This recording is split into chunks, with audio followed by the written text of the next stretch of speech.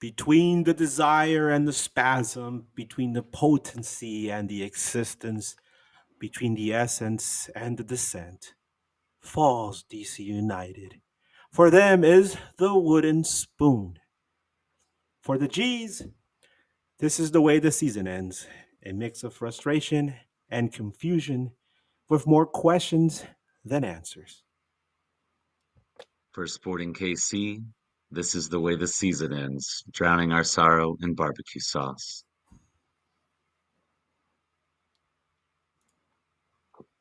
Elias. Pour l'Impact, c'est ainsi que la saison se termine. Le pire est-il passé ou la situation continuera-t-elle de s'aggraver? For the Five Stripes, we're drowning our sorrows in Waffle House gravy. And for DC United, this is the way the season ends. Not with a bang, but the Wooden Spoon Collective. We're back! Let's get into it. You're tuned into news across the galaxy, where they talk all things LA Galaxy with the Nag Boys. Let's start nagging. Man, perhaps I should have gone over the order in which we were going to go. But it's okay, Elias. You're Canadian. I get it. It's okay, you know. Well, good evening to you, wherever you may be, across the United States and Canada. And welcome to a very special episode of News Across the Galaxies, the midweek show. Of course, I'm talking about the Wooden Spoon Collective. I am your host, Edgar Zuniga, coming at you live from the beat up but still seaworthy NAG Studio submarine with the Salvi King himself on the ones and twos, Brian Lobos. We have finally reached the end of the season, and somehow, after being in last place's opening day, LA Galaxy dragged themselves out of the MLS and Western Conference cellars in the last two matches of 2025. After going on a club and then MLS record-setting 16-match winless streak to begin the 2025 season, Galaxy was never able to recover from the worst MLS Cup hangover ever. And as they head into 2026, many questions have loomed about the future of the six-time champions. But we are not alone in our misery this season. Far from it. As Elias said online, misery loves company. And this is why we are here tonight. Please say hello to my friends here in the MLS trenches, an embattled bunch that we call the Wooden Spoon Collective. This may look like a mega podcast, but it is actually a group therapy session for all of us.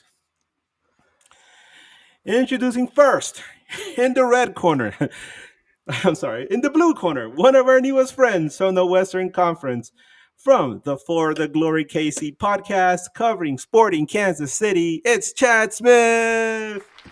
Hey, hope to never be on this show in this episode again. Next, straight from the land of Les Habitants et les Alouettes, from the Ballers Round Montreal podcast covering CF Montreal, it's Elias Grigoriadis. Thank you for having me. I agree with Chad. You know, I love you all, but I never want to be here again. Hey, you guys are repeat offenders because we had Andy on in the middle of the season. Yeah, but not for this though. Not for this kind of. It was for the Wooden Spoon. This is the second episode. Yes. Maybe not an end of season one. But. Yeah, he was on Wooden Spoon Watch at that point already, man. It's interesting. They've been on Wooden Spoon Watch since day one. Let's be honest here. Yeah, you know who else was on Wooden Spoon Watch in the middle of the season? Next, from the mighty Scarves and Spikes, covering Atlanta United FC via Cleveland, Ohio, the president of the Miguel Berry fan club, Tommy Moose. What's up, Tommy? The music, I wasn't expecting that music to be playing in the background, and like the way that song sounded, it sounded like I was on the Ladies' Man, if anyone rememers the Ladies' Man skits. Oh, yeah. Elias wasn't born yet, but we remember. Know what that is. I'm a bit young. We'll make a lot of age jokes, I'm sure, with Elias in here. But yeah, I felt like I was on the Ladies' Man, like, Love Talk radio show. the Well, late last but 20s. certainly not least, he's gonna try to get on. He's in Dallas right now. He's traveling with the Washington Wizards. We are honored to have returned to the show as he is an MLS legend and American soccer icon, the voice of DC United and the NBA's Washington Wizards, Dave Johnson. I hope he's able to get back on. He's dealing with Texas Wi-Fi and internet, so we can understand why he's not able to get on. But until he gets on, good evening, my friends, and welcome. Strangely, no one from our first edition of the Wooden Spoon Collective is here right now. Like I mentioned, we had Henry from Scarps and Spikes, and we had Andy from the Balls Round Montreal last time. And instead of St. Louis City, now we have Sporting KC. So I'm sure Matt Baker is happy about that. Um, and of course, like I said, our guest of honor is Dave Johnson, who hopefully will get back on so he can accept the wood spoon itself on behalf of DC United. Of course, we don't have the real wooden spoon trophy. The real trophy was last seen in the possession of a bunch of Smurfs, and there's no telling what they've done with it. But before we dive into the woes of our teams, let's go over some MLS news. And you guys can jump in whenever you want to talk about this because a lot of weird stuff has been going on. Chad, can you take us through the digital crawl?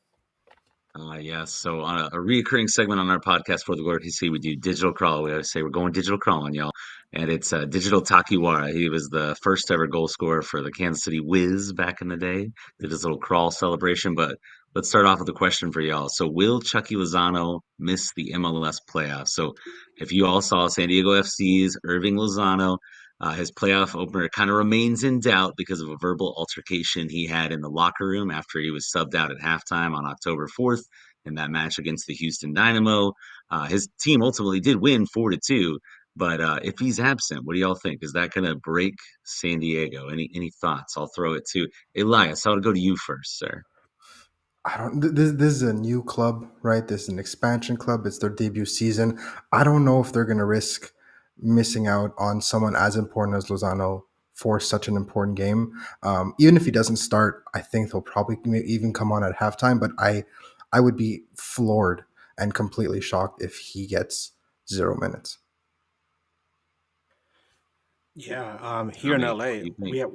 Oh, Oh, so real go quick, ahead. let me jump Go real ahead, quick Edgar. before we run Sorry, out of I time. took over hosting all of a sudden. I don't know what was No, happening. no, that's fine. That's what I wanted for you guys because I know you're all hosts in your own right. And I'm sorry I cut you off. It's just that I remember seeing Chucky Lozano at the Coachella Valley Invitational, and the impact he had just from being there himself was palpable. It wasn't just San Diego FC fans that were lining up, to get photos and sign, get autographs from him. Obviously, Mexican national team fans, but a lot of MLS fans as well. And if you've been to Coachella Valley Invitational, you're literally right there rubbing elbows with the players. So that's the kind of impact he has off the field. Obviously, on the field, he has to deal with some injury issues this season, but when he's there, obviously San Diego is a lot stronger with him. But there's a lot of stuff that happens, throughout the course of the season with teams that we're not privy to, obviously. And to hear about something like that is it's really interesting for it to come out at this time of the year. What do you say, Tommy? They're going to get it figured out. You, as an expansion and going into your first playoffs, you need to continue the hype because you don't know how quick it could fall off. And you need to in a best of 3 series, one, you need to you want it to go to 3. The team wants to make as much revenue as possible, fill that stadium up. But you need to continue the vibes here because we've seen expansion teams drop off real quick after that first year. St. Louis. And Oh no. you need to be able to keep it going. So they're going to figure it out here. If not, I mean, that's how bad was it? How bad could he have really messed that locker room up there? I mean, he Like could right have before the playoffs, he could have flipped over the taco spread, right? or pull a Joseph Martinez and flip a table of chicken and rice. I I'm mean, telling you, we've man. been there. In I mean, San so Diego, They're so good. have we in What could he Montreal. be so mad about? We had the They're a same good thing in team. Montreal last year, where head coach Laurent Courtois fully just came out in the middle of like a run of the mill like midweek media conference and just started berating Joseph Martinez and calling him all, just dragging his name all over the Oh my place. And we were god. all just sitting there like, what is happening? And so, I mean, by the end of the season, he was MVP and top scorer, and they were hugging at the end of the year. So, look, if you have to lock them in a room and say, figure it out, or if you got to, those pictures you see online where it's like, one shirt with two holes and put them on, this is our getting along shirt, and have them just be around each other all week until the game. Whatever needs to be done to figure it out, I'm sure that management and everyone is on top of it.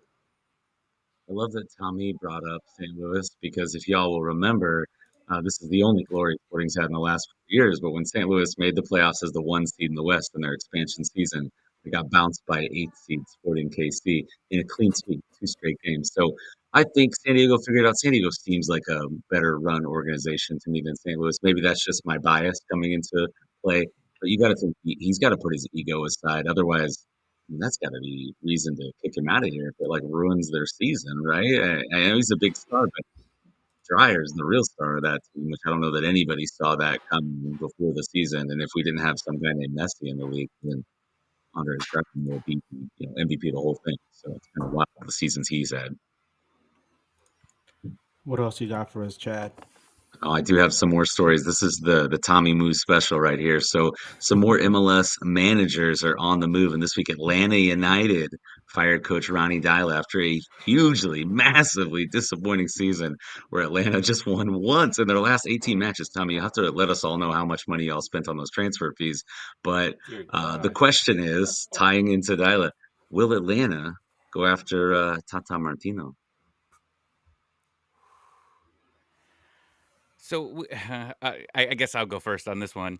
I, I was very against it, thinking about it the other day, because when you bring players or coaches back, most of the time in sports, it's a failure.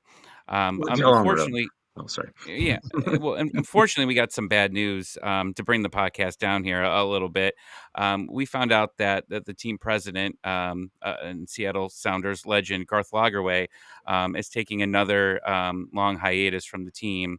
He's been fighting cancer here for a while. And when I look at this and say you're short a huge part of your organization, and with Tata Martino being a encyclopedia of players, your general manager now has to hire a coach, and that's Chris Henderson.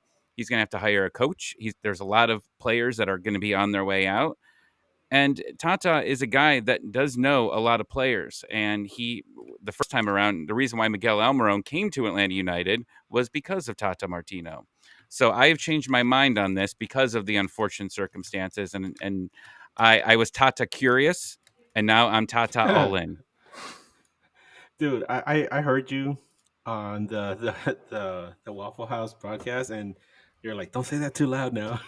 That's I yelled it at it. I yelled it in the Waffle House. When you yell, "You're Tata curious," my wife's like, "Why are you saying this so loud?" I'm like, the idiot comes out of me naturally. Oh man. By the way, just a quick update. Dave Johnson, he like I said, he's dealing with some really bad internet. He just messaged me saying this is a nightmare. I've never had this happen to me before. But he called for tech support in the hotel. So hopefully we can get him back on. But yeah, Tech support at hotels never work. oh my god. But Tommy, I've been following you guys all season long, and I remember at the beginning of the season the excitement, the anticipation about everything, all the money that's spent on Latte Loft, and of course Miggy, and hopefully, right, trying to get all that momentum that the team had, running, heading into the 2024 playoffs and having some of that transition into this season.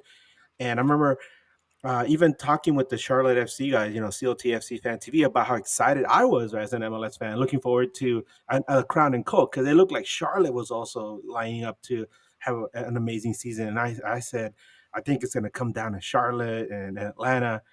And then as the season wore on, and I remember things started to just go sideways, not just for Galaxy, but for Atlanta. And I would listen to you guys, and I was like, oh my god, the tone of voice is changing. And I remember, like, there were times when I would jump on as a guest, right, and just chit chat with you guys, and we were trying to figure out what was going on, right? And it was like, what happened with Miggy? What happened with Latte? What happened with the team in general? And like, dear God, right? Um, I mean, it's this is us from the outside looking in, but my God, it looked to me like really bad. I mean, as a Galaxy fan, I mean, I can kind of relate, but Chad, I see you grinning. What's in your mind?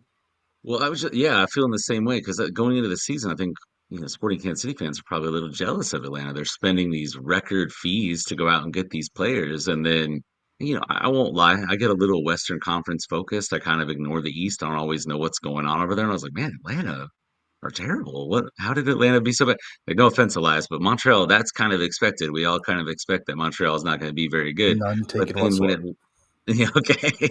Yeah, Atlanta, that really surprised me. So I kind of wonder as a guy that has a new chief soccer officer over here that might be interested in hiring Ronnie Dyla. Was it Dyla? Is he the problem? Because he did win MLS Cup under David Lee at NYCFC. Do you want to go? Do you want to go the what a lot of people say when they talk down about LeBron's championship with the Lakers? It was a COVID year. It, it was a weird year because if you I know because Atlanta got knocked out by Ronnie Dyla in New York that year in the playoffs, but he was getting close to he was on the hot seat with New York before the playoffs started. They were on a long goalless losing streak there, and it was actually a visit to Mercedes-Benz Stadium on a Saturday night where they score a late goal, I believe, to get a draw. It was their first goal in quite some time, and that got them going again. They ended up winning the last few games of the season, and then obviously they went on the run in there. But I mean, he was very close to being let go. We think with New York because of how bad it was getting with them there for a while, and we kept saying, well, maybe that's just going to happen to us. It's going to turn around at some point. Nothing could go. It can't be this bad all season, and here we are. Going up against DC on the last game of the season and saying, yeah, who's the worst? Yeah, and we Jeez. were very thankful for all of y'all being in that game to keep Sporting out of said game because we needed every little bit of help we could get to avoid being in the spoon. What's ironic is I wrote an article about how St. Louis could potentially win the spoon, and then they went on a winning streak and passed Sporting, and I was like, oh, I've cursed them, so I've cursed Sporting, but I don't think I have that kind of power. Elias, I don't know if you have Atlanta thoughts, but I have a Montreal question here for you, if you'd like that, since you are expert on that subject. I So, mean, I kind of share everyone's idea with Atlanta. I was very impressed with the kind of work they did this offseason. And I think, even me, who is a lot more Eastern Conference centered, was almost like taken by surprise because you see Atlanta lose a game or two, like, okay, fine, they'll bounce back, whatever. And then it just kept on happening. And I was like, this team on paper is way too good for these kind of results to be happening. And it got to the point where Montreal jumped over them. I was like, okay, something fundamentally wrong is happening. And yeah, I mean, when you get to a position like that, I think nobody can be safe when it comes to just tearing it down to the studs almost. yeah, no, that makes complete sense. And Dyla is one I'm personally not interested in being the next Sporting Kansas City coach. I hope David Lee has gotten his time with them and has decided that's enough and he doesn't need to do it again. But alas, I promised you a question. So, pretty dismal season, obviously, in Montreal. We're all here for a reason. We all had some dismal seasons. But they have announced that they have removed the interim tag from manager Marco Donadel. Does he deserve to get the full head time coaching job? What do you think, Elias? It's tough to say whether or not he deserves it because this roster is, I don't want to say bad, but definitely not at the level required to properly evaluate whether or not a coach is right for the job. The very least you can do is appreciate that he managed to get the entire locker room to buy in to his philosophy, to his method of managing players. He's someone who, just like when he was a player himself, wore his heart on his sleeve, and I think that kind of energy was matched by the players.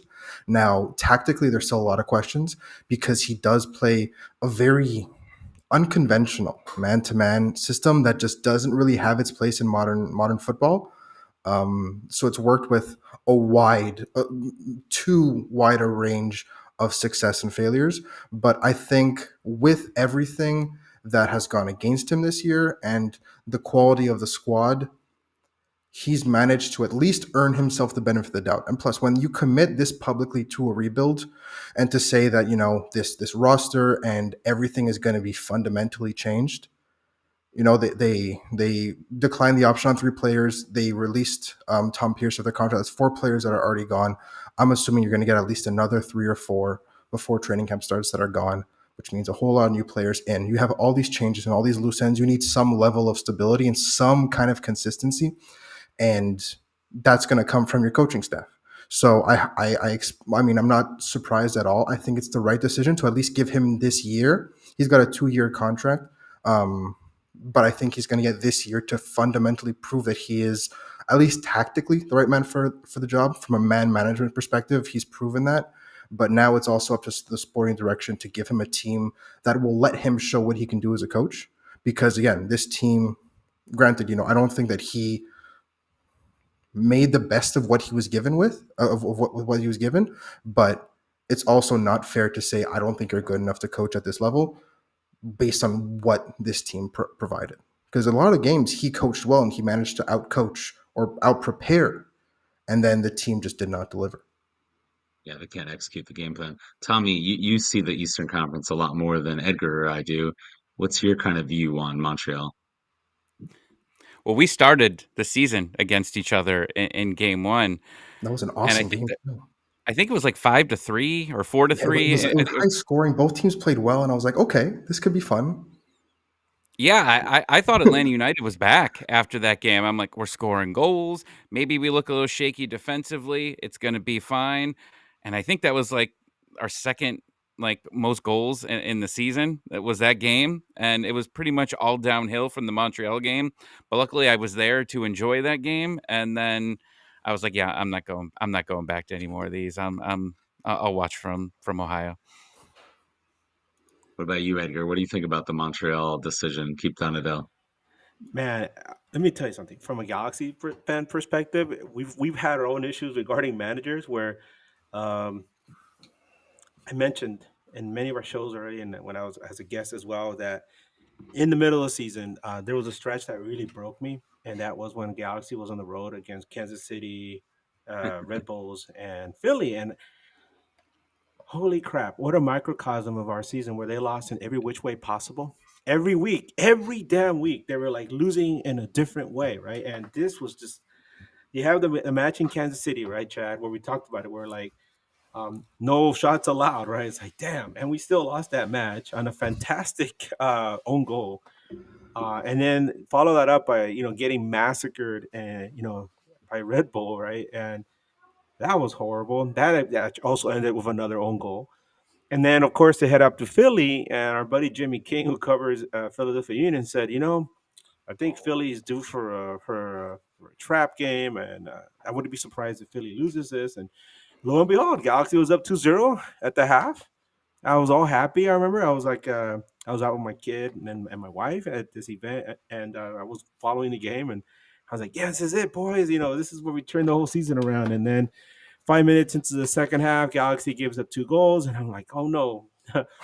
Well, they're still in it, right? And I just, on our little MLS fan media chat, I said, dear God, please don't let this game, don't let them lose with a goal at the death. That's the one thing I hope doesn't happen. And that's exactly what happened. And I remember it really hurt. I remember I was just like, damn. Yeah, and it took me a while to compose myself, but I was like, damn, that broke me. And in the middle of all this is when LA Galaxy announced that Greg Vanney was getting an extension. And so everybody here was like, the timing of this, the optics cannot be worse. What the hell happened, right? And then we started, scuttlebutt was that there was a drunken handshake in some MLS Cup, after party, and there was an agreement reached, and it just so happened that they didn't, cross their T's and dot their I's until the middle of the season when everything was confirmed, and they just happened to announce it, and the timing could not be worse. Everybody here was pissed off and like wondering, like, what the hell? I mean, in the midst of the worst season and team history, you go and announce that he's getting an extension. And so I look at that and I look at what's going on in Montreal, and I'm like, well, our guy won a cup, right? Um, and so he's got some rope, he's got a bit of leeway there, right? And so people are willing to give him that. I know there's people that are out there that are in the Vanny out camp already, but at least he won a cup, right? And then I look at Donadell, right, and I'm like, well, you didn't exactly have the greatest season. I know you didn't have the greatest crop of players, but I mean, like we said earlier, there's stuff that's said, behind closed doors, right? Among the players, right? And you guys are like, rah, rah, let's go, boys, let's go out there. But in the end, you look at the table, and like Sasha Kleisten likes to say all the time, you are where you are on the table, right? Yeah. And you look at the table, and you're like, damn, we're like near the near the bottom, and so something's not working. And did Montreal? My question is, did Montreal settle on him, or they were just not willing to go out and look for somebody and try to start from scratch? There's a pretty prevalent theory that will never in a million years get confirmed because people just won't confirm it. But this is also the first full season with a new sporting direction. Olivier Renard is gone. This new with the Saputo brothers and the entire club as a whole. With the board are kind of managing this by committee now, and Laurent Courtois was the last quote unquote major piece of the Olivier Renard era. He was his hire, he was his guy. They're both Belgian. They both saw eye to eye tactically and philosophically. And so, with Olivier Renard leaving midway through last season, this was kind of the last piece of the previous regime. And so, I think that Marco Donadel, who was also one of the candidates considered before Laurent Courtois was hired, was brought in as kind of the Grim Reaper in the background, while Laurent Courtois was still coach. And again, there's you take it with a grain of salt, but the fact that he was given the permanent job now, he is someone that is a bona fide club legend. He spent the last 3 years of his career here, and he's very well loved by the city. And even with how badly this season is, he still has, for the most part, if you don't look at Twitter, obviously, the support of the fans. And you had players actively campaigning during the season and actively lobbying to the media saying, yeah, I'd love for him to be back. I think he should be the permanent coach. So it's kind of tough when you have your leadership campaigning for this coach and then you say mid-rebuild, actually, no, we're picking someone else. But are these players going to stick around for the rebuild? I mean, some of these players are not going to be players. here, These are right? leadership players, right? And these are also players that are represent. Like this is Samuel Piet talking. He is, as far as Montreal soccer, as far as Quebec soccer, he is one of the pillars of it currently. And so when he speaks with authority, and he speaks for not just a locker room, but usually, a whole community of soccer. And so when he said that, I was willing to bet the house that Marco Donadel would have the interim tag dropped, because again, when Samuel Piet speaks, people listen, especially at the club. By the way, just a reminder, y'all had Wilfred Nancy. That's all. Why would you do this to me? Why, like as if I don't need to be reminded that you had like one of the best coaches in MLS. That's why we're all here. There has to be something to be said about, especially since COVID, about this club's phenomenal ability for self-sabotage. Like even by MLS standards, the self-sabotage that goes on in Montreal is, you have the best season in club history. You're a heartbeat away from supporter shield, and you still manage to shoot yourself in the foot. This club's ability for self-sabotage is borderline unparalleled. It's incredible. All right, gentlemen. By the way, chat. Sorry, real quick. Let's get him back in here. Obviously, we are honored to have him return to the show. As I said earlier, we have MLS legend, American soccer icon, the voice of DC United and the NBA's Washington Wizards. Please give a warm welcome to Dave Johnson. How you doing, Dave? Hey, well, apparently it's 1995 before Major League Soccer started, and I could not get on the internet in the Ritz-Carlton in Dallas, of all things. I'm doing this 30 years and never run into this experience, but I'm proud to join the show. I apologize for the delay, but maybe it's a sign of the kind of season we have with DC United, where We don't always score the goal on time, that's for sure. Well, Dave, we're all here for a reason, but we're thank you so much for joining us because we wanted to present you the wooden spoon, right? Which in the middle of the season, I had no idea that. I mean, I didn't even think DC was in the conversation. I saw where they were in the standings, but I was like, I think DC will figure things out. But my God, it just did not work out like that. Um, but thank you so much for joining us. We're actually right now, Chad. We're going through a segment that Chad does on his podcast called the Digital Crawl. And if you remember, Dave, that was Digital Takawira from the I from was the early there. days of I was MLS. there. So yeah, he calls his. We're doing some MLS news, and we're just talking Yeah. about it. And so Chad, go on, continue because the next one is all about you, right? That's true. Yeah, and actually, I'll tie it together here. I'll wrap up our Montreal segment we've been doing because to me, Elias, what I think about Montreal, I just think about bad ownership, right? Joey Saputo, like who wants to work for this guy? He seems to fire people irrationally. They seem to, Wilfred Nancy wanted to leave for a reason, I'm sure, right? It's probably conflicts going on dealing with Saputos, and I was starting to have these vibes that does Sporting Kansas City have bad ownership too? Peter Vermees telling us stories about I want to sign a player, and they're like, "Why would we spend money on that? We're in first place." This was like 2018, and then there was years and years where he couldn't make a single signing without going to ownership and them signing off on getting a player, which is how do you run a team like that? So that kind of ties back to I need to work Sporting's big tomorrow news. too. So Oh, Sporting's big news is going to be they have a new CSO. So Peter Vermees, he was fired during the season. David Lee, most recently of New York how do City I FC, spent the get that? last decade Do it there. yourself. I turn Uh, my no, he shall we get it on again? he is taken over. He's going to be the man in charge of all things soccer side of the business. He will not be the coach though, so they'll have a different coach. And then he made his first big moves today because, as Edgar put this when he sent it to me, he said he took a wrecking ball to the roster. They had 17 players that they could make a decision on in terms of pick up an option, re-sign, loan purchase, and they kept four of those players. So there are only 12 people on the roster for Sporting Kansas City right now, which is, I mean, so far away from they literally don't have enough players to go out on the field. The only two of those are defenders. We're playing I don't know, two in the back setup. That seems like a bad idea. So we got to ask, and I'll kind of throw it to you all first, just because I've been talking for a while, setting this up. But where does Sporting Kansas City go from here? Now, Tommy, we were talking earlier about Ronnie Dyla, and he was one of the hires under David Lee.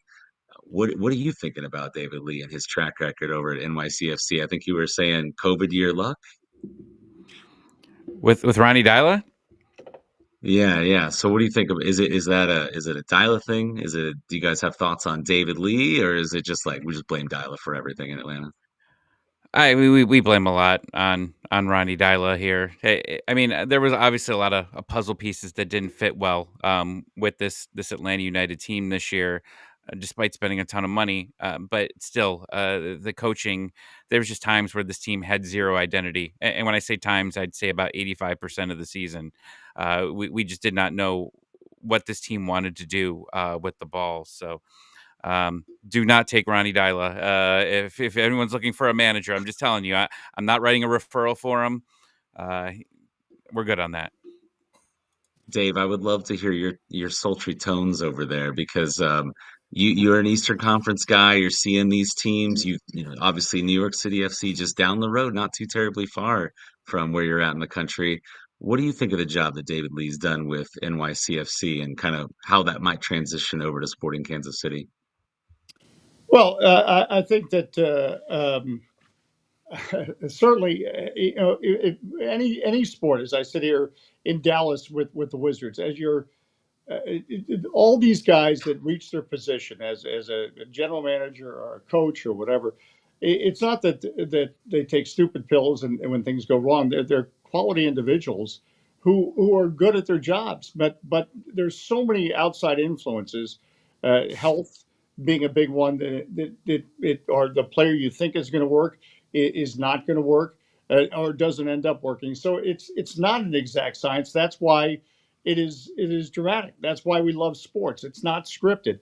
you go into a season and you might think you have the answers, and you might think it's going to be one way, and it ends up being a total 180 from that. So I have every confidence that he can certainly translate what his plan is in Sporting Kansas City. And look, they as we've gone through situations in DC United, this is now a hard league. While the bar is not that hard to make the playoffs realistically, but it's 30 teams you're competing against, and it's a vast wonderland that you're looking to attract players from. Everything from the Belgian second division to somewhere in South America, to wherever else. It's as I sit here in the NBA, getting ready for a Wizards Dallas game. We're in the middle of a rebuild, and it's going to be a several year rebuild, and that's the way things work in the NBA. Realistically, Oklahoma City is the NBA champions, and they bottomed out and rebuilt, but it took them a few years, and now they have a championship to celebrate. I don't think we have that same, lifespan in Major League Soccer, or certainly patience span in Major League Soccer. Where I sit from DC United, since we last made the playoffs in 2019, for a variety of reasons, we ended up going through 18-month cycles, and that's not the way forward either. So you want to see a Sporting Kansas City look under Peter Vermees and that ownership and what they've done. You have to be commended, and you have to believe they have the commitment to keep it going forward. It's a player acquisition is a tough position. You can spend all this kind of money on a certain player. Atlanta, a classic example. Look at it. People think money, and it's not the answer. So to get the right fit, and this goes for every sport, it's about fit and opportunity, and collecting the right players. And I go back to the first year of Major League Soccer, where everybody thought Bruce Arena was nuts bringing in certain players, and we started slow, and the next thing you know, we created a dynasty at DC United because he picked the right players. Yes, we had an Echeverry. Yes, we ended up getting a Jaime Moreno, but it was, you don't win with two players.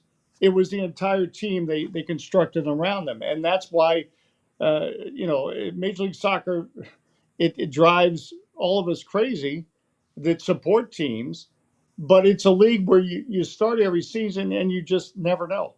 And once you get in the playoffs, you never know. I always say the classic example is the Colorado FC Dallas MLS Cup in 2010. Nobody called that. Nobody saw that coming, in my opinion.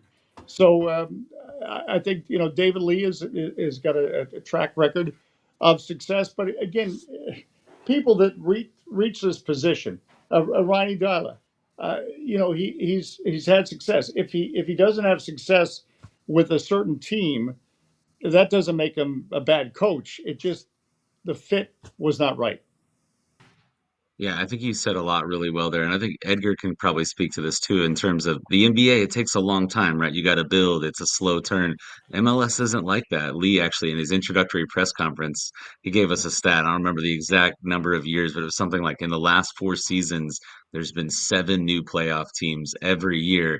And in the last 3 seasons, the team that won MLS Cup wasn't even in the playoffs the year before. And Edgar can recall this because the Galaxy go from, I think, what, 12th or 13th to winning MLS Cup, and then, back to 14th the next year. Who could have seen that coming? But at least, I don't know. Would I take a terrible season to get an MLS Cup? I think you got those forever. You can wear that ring forever. You can lord that over everyone Oh my forever. God. I know poor Elias over there would probably love an MLS Cup. He's the only guy. We're just hating on him here. He doesn't have one. He I doesn't have can't one. win. I can't I win mean, tonight. Dave has actual MLS Cup rings. I have like a bunch of like little Tinker Toy ones over here. Replicas, yeah. But no, you mentioned Dave mentioned Oklahoma City Thunder. I'm a Clippers fan, and when I look at the Thunder, I'm like, oh my God, that championship was built on all those stupid moves that the Clippers made, where they mortgaged their future by giving them every like draft pick available, so they could get Paul George over here and the Kawhi Leonard, and that didn't work out for them. And it's kind of like what he said, where you can spend, you can gamble all this, opportunity to try to bring a championship, and a lot of times it comes down to either, the health of your athletes, and also the player. You can bring in a bunch of great players into a team, but they still have to vibe together, and this is where. Tommy mentioned something earlier about how Atlanta United didn't really build an identity. You asked me last year what was the LA Galaxy identity, and they were gritty, they were tough, they worked hard for each other. There wasn't like one defined leader. Obviously, a lot of people point to Ricky Puig, but there are a lot of leaders on that team as well. And this season, there was no real defined identity for this team, even towards the end of the season when they started to play a little bit better. And that's something that's important. And that's it. It's really strange for us. I keep getting that question, by the way, where hey, you guys won a cup. Would you still be happy winning a cup, knowing that the following season you would be absolute trash? And it's like, well, yeah, of course, but why can't we be like Seattle or like Columbus, who are still competitive? Despite you know winning. But yeah, this league, it's one thing that is always a constant is the parity and how anybody could win.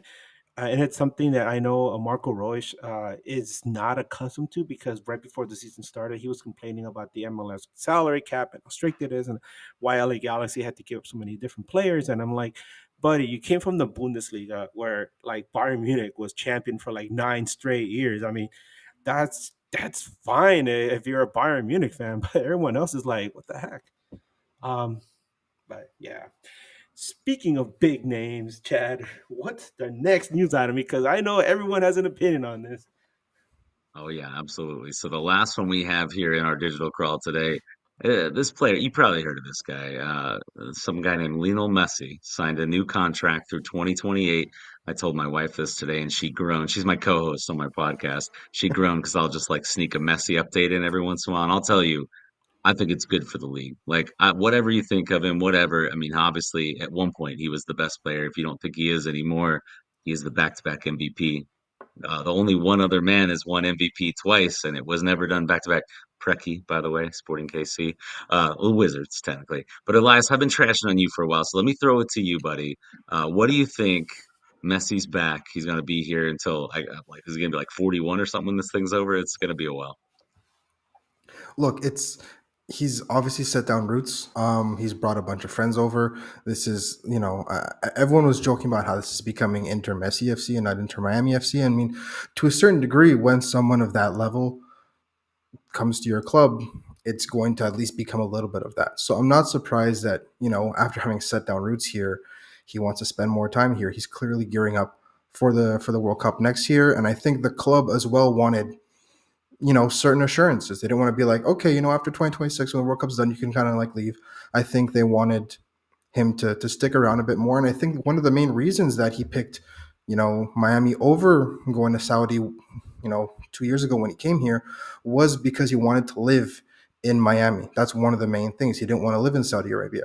And so this is just furthering that commitment. I'm not too surprised. There were rumblings about it over the summer, and the fact that this is now set in stone is not huge news for me. It's more just reinforcing what was, a, a fairly poorly kept secret, essentially. And so I for one, am happy because I'm a Barcelona fan to see him, but at the same time, I am curious to see what direction this takes because, again, you know, Messi is the greatest player of all time. He's the best player in the league. And we saw it again, down the stretch when he just, at will makes things happen.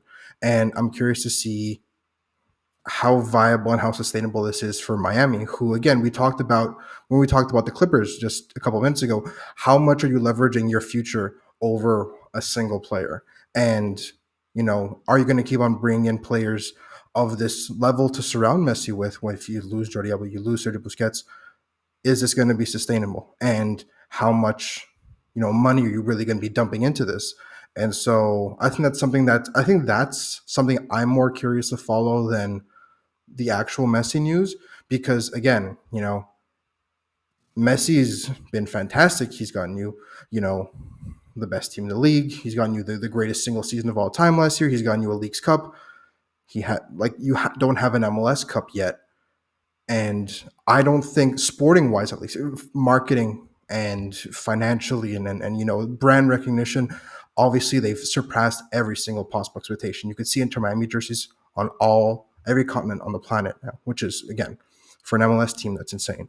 But sporting wise, I don't think they've yet achieved what they wanted to.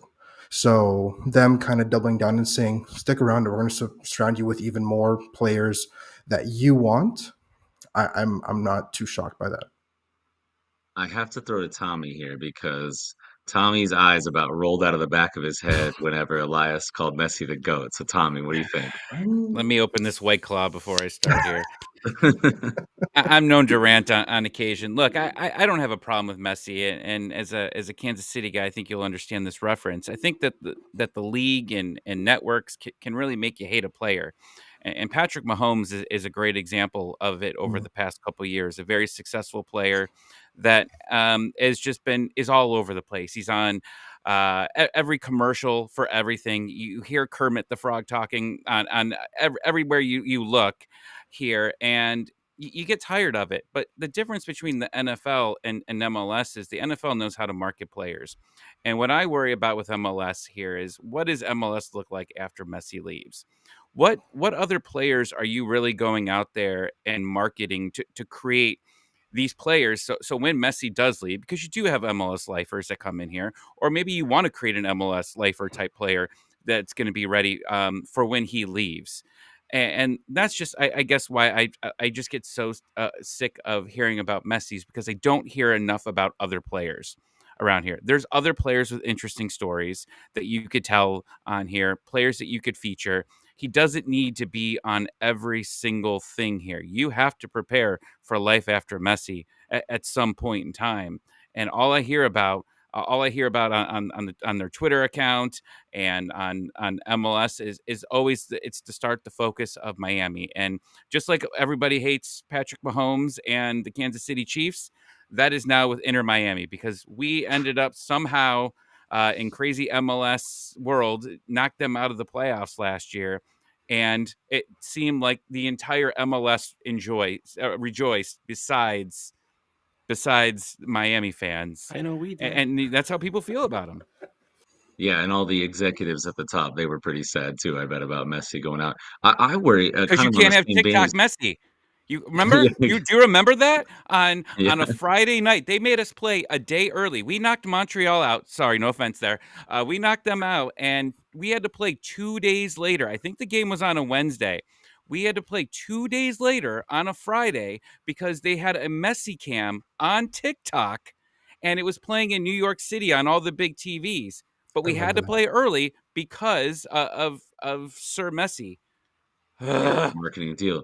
I worry about with Messi, like it will real MLS really broadly, is are they taking advantage of him being here, right? You're getting all these extra eyeballs on it, but I think we all thought the rules were going to get loosened a lot over these last few seasons, and we're going to have.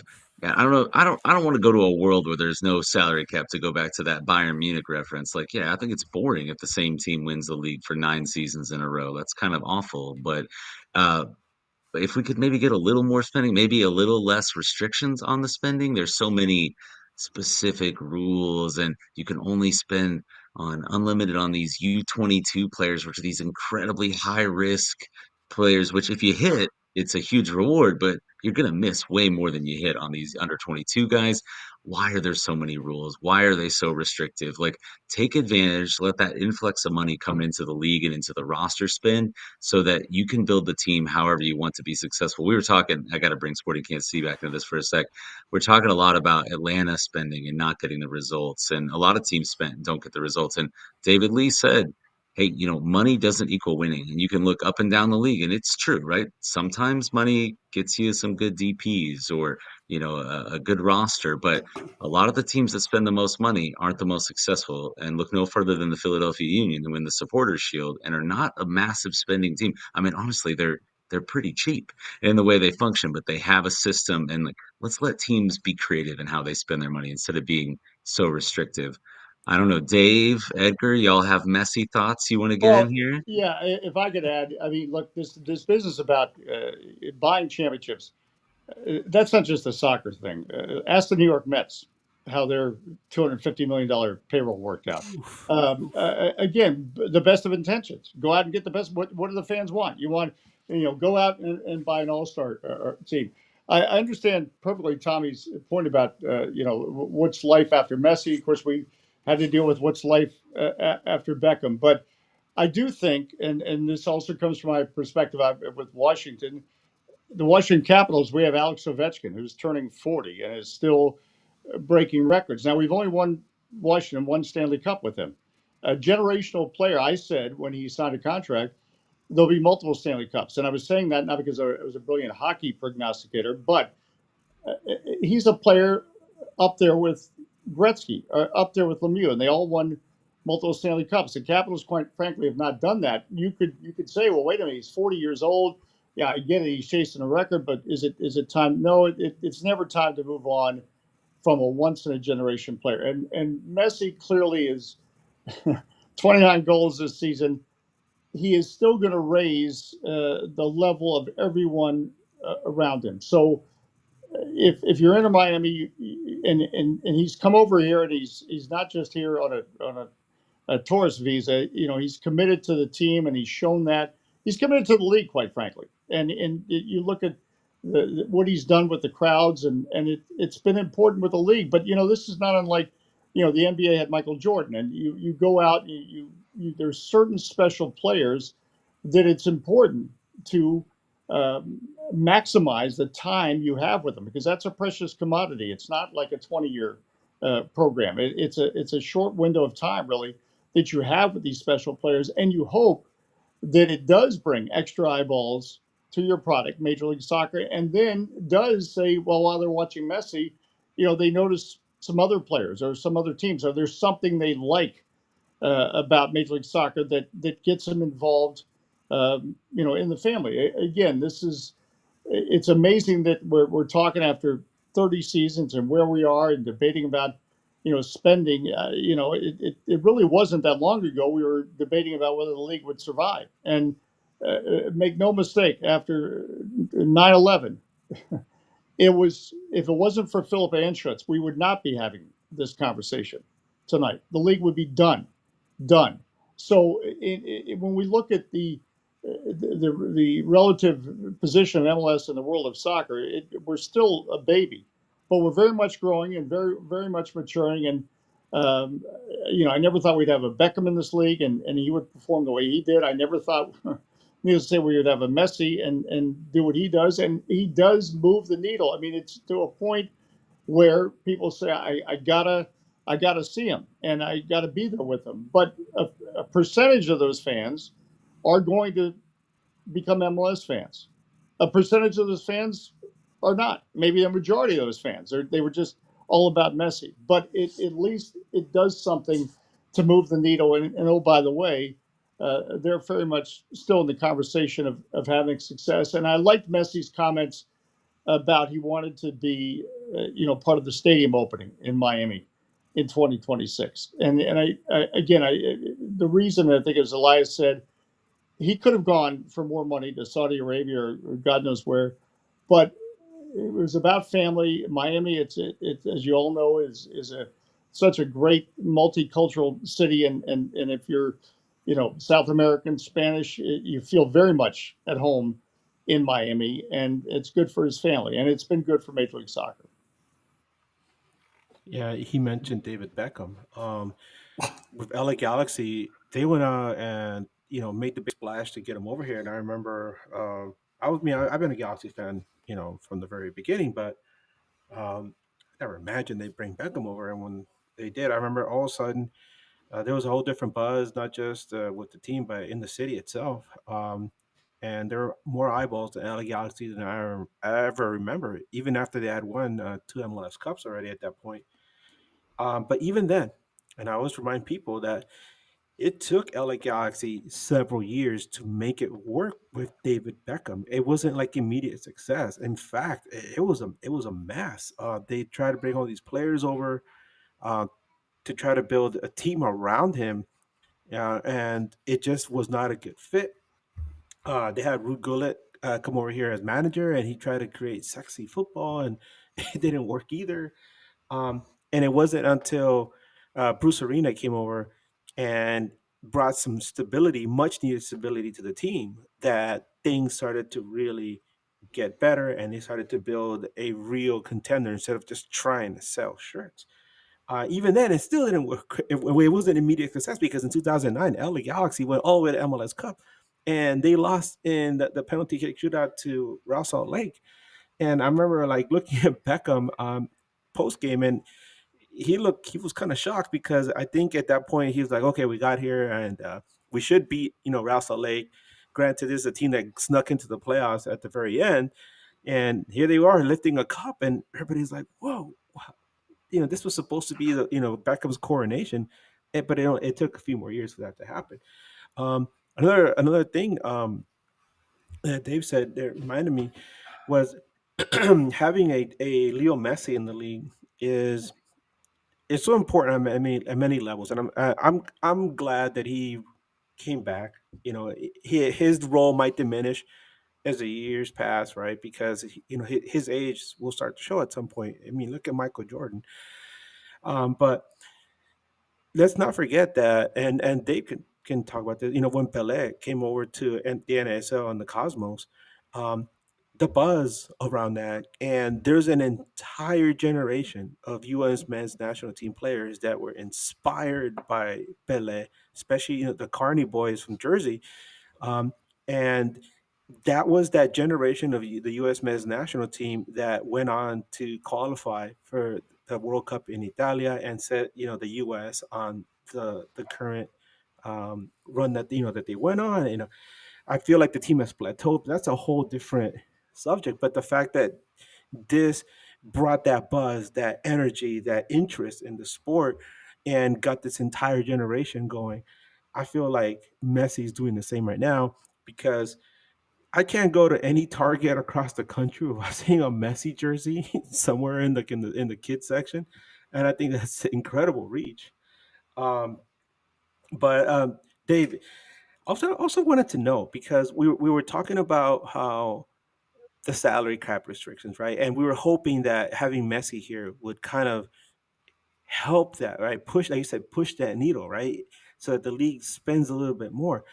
Um, but I'm also curious, like in the early years when DC was very successful, how did DC remain successful? Because I know the league was going in there and being like, "Oh, you guys are the champs. Well, let me take this guy and move him out of here. Let me take this guy and move him out of here."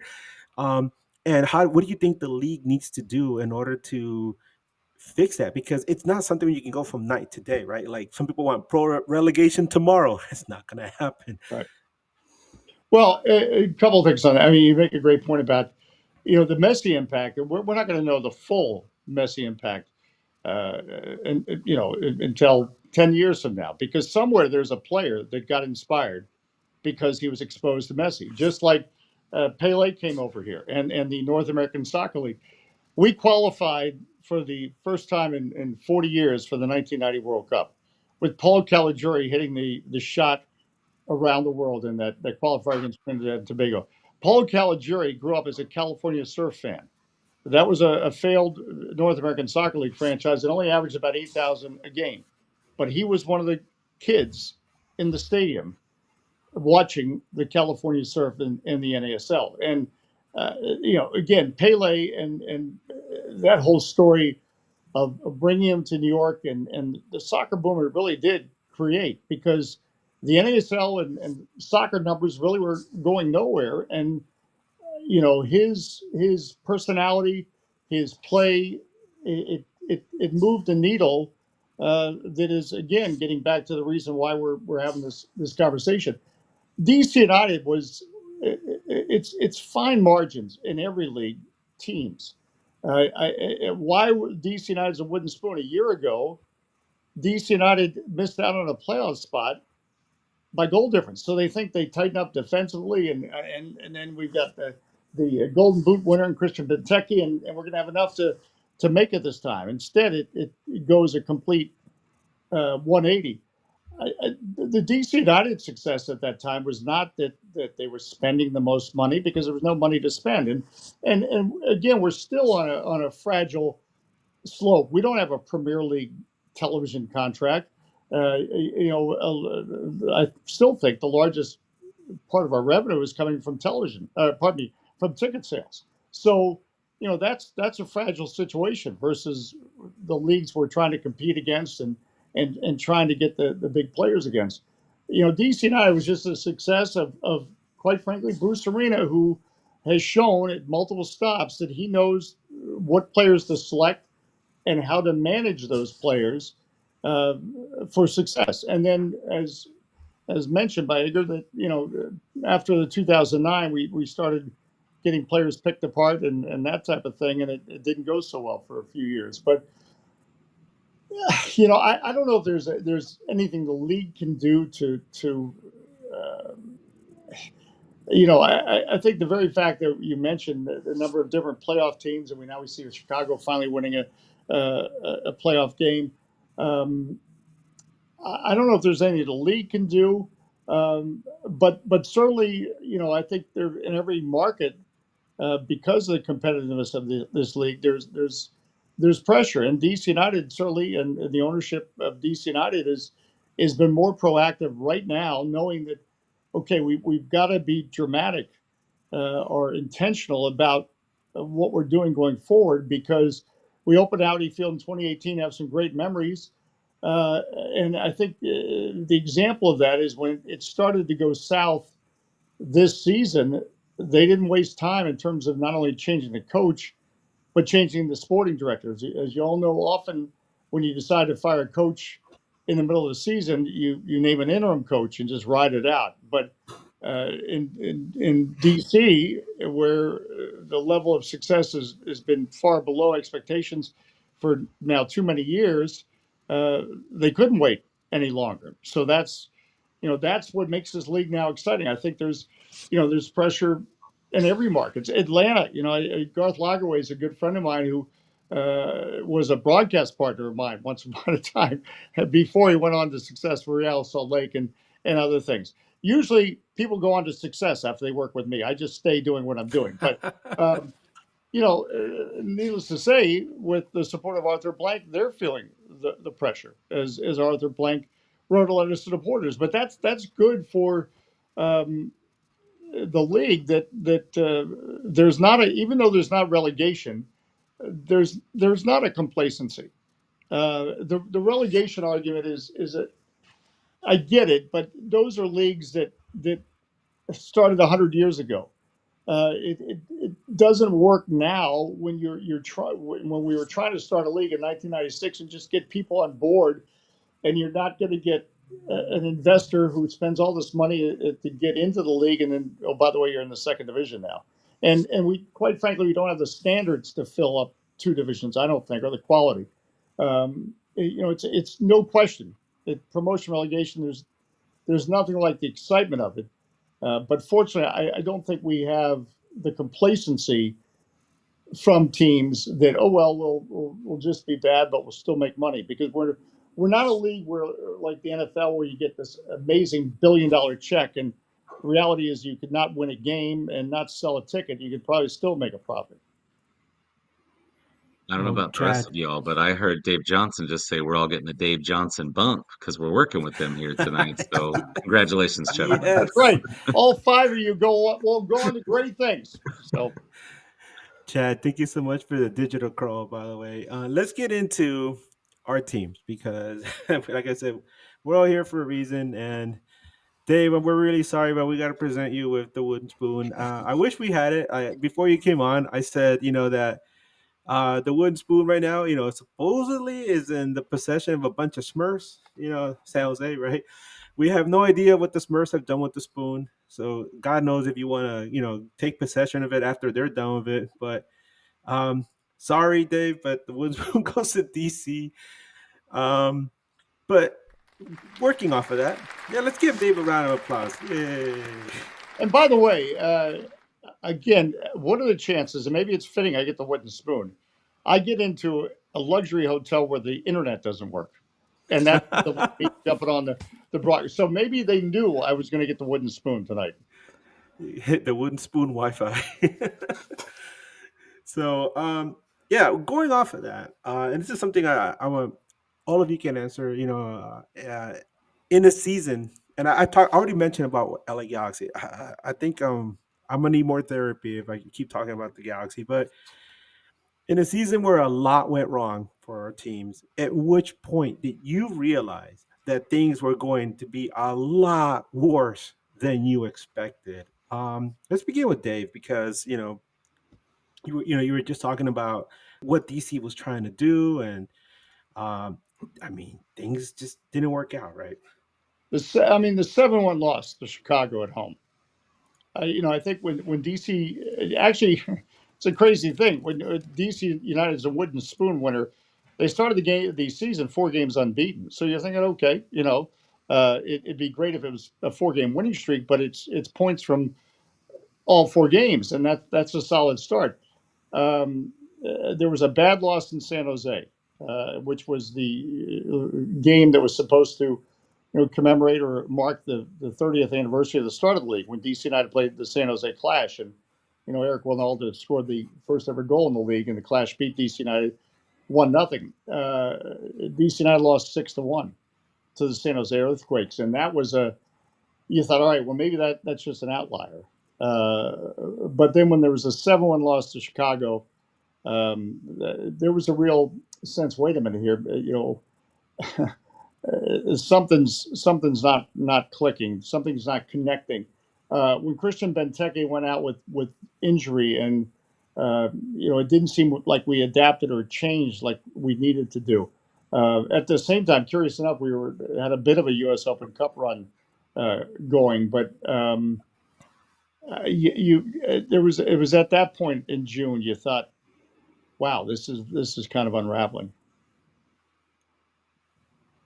All right, Elias. There was no moment, because when the team is just underwhelming from the start, it's more just like, okay, so this feeling I had after week 2 is not, fleeting. There was obviously, the moment when you lose 6-1 to Toronto, right? That is unthinkable. That's unacceptable. Any kind of, negative connotation, adjective you want to throw at it, it is that. But it didn't really say, oh, the season is done, because at that point, so you're reconfirming the gut feeling you had from, like week 2 or 3. You fire your coach after 5 games. You get that gut feeling. You're like, oh, okay, it's gonna be one of them. I don't think anyone expected worst season in 33 years. Bad, but definitely some kind of gut feeling that, oh, this is not going to be fun to follow. And then there's also getting knocked out of the Canadian Championship by a Canadian Premier League team, right? That's just that cannot be allowed to happen. That especially when it happens on with home field advantage. You lose the first game 1-0 in Hamilton. You come back home and then you lose that game as well. That cannot happen. So I don't think there was any particular moment where everyone said, see you next year.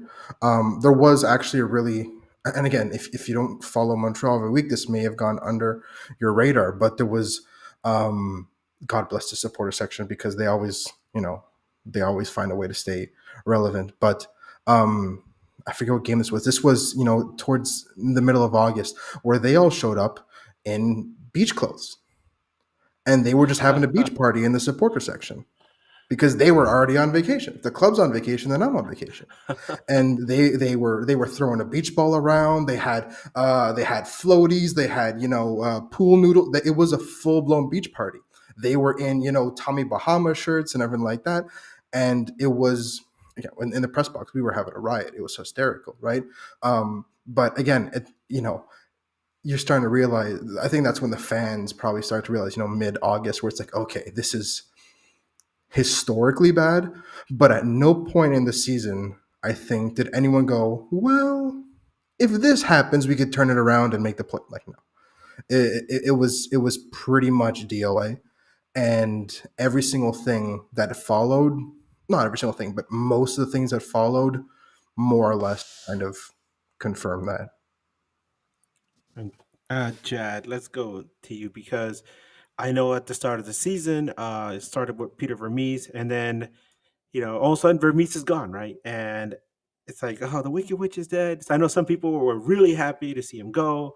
Um, I personally, I've always liked Vermees. I thought, he was a, he's a really consummate professional. But it just after so long, it just wasn't working, right? And you got to move on, I guess.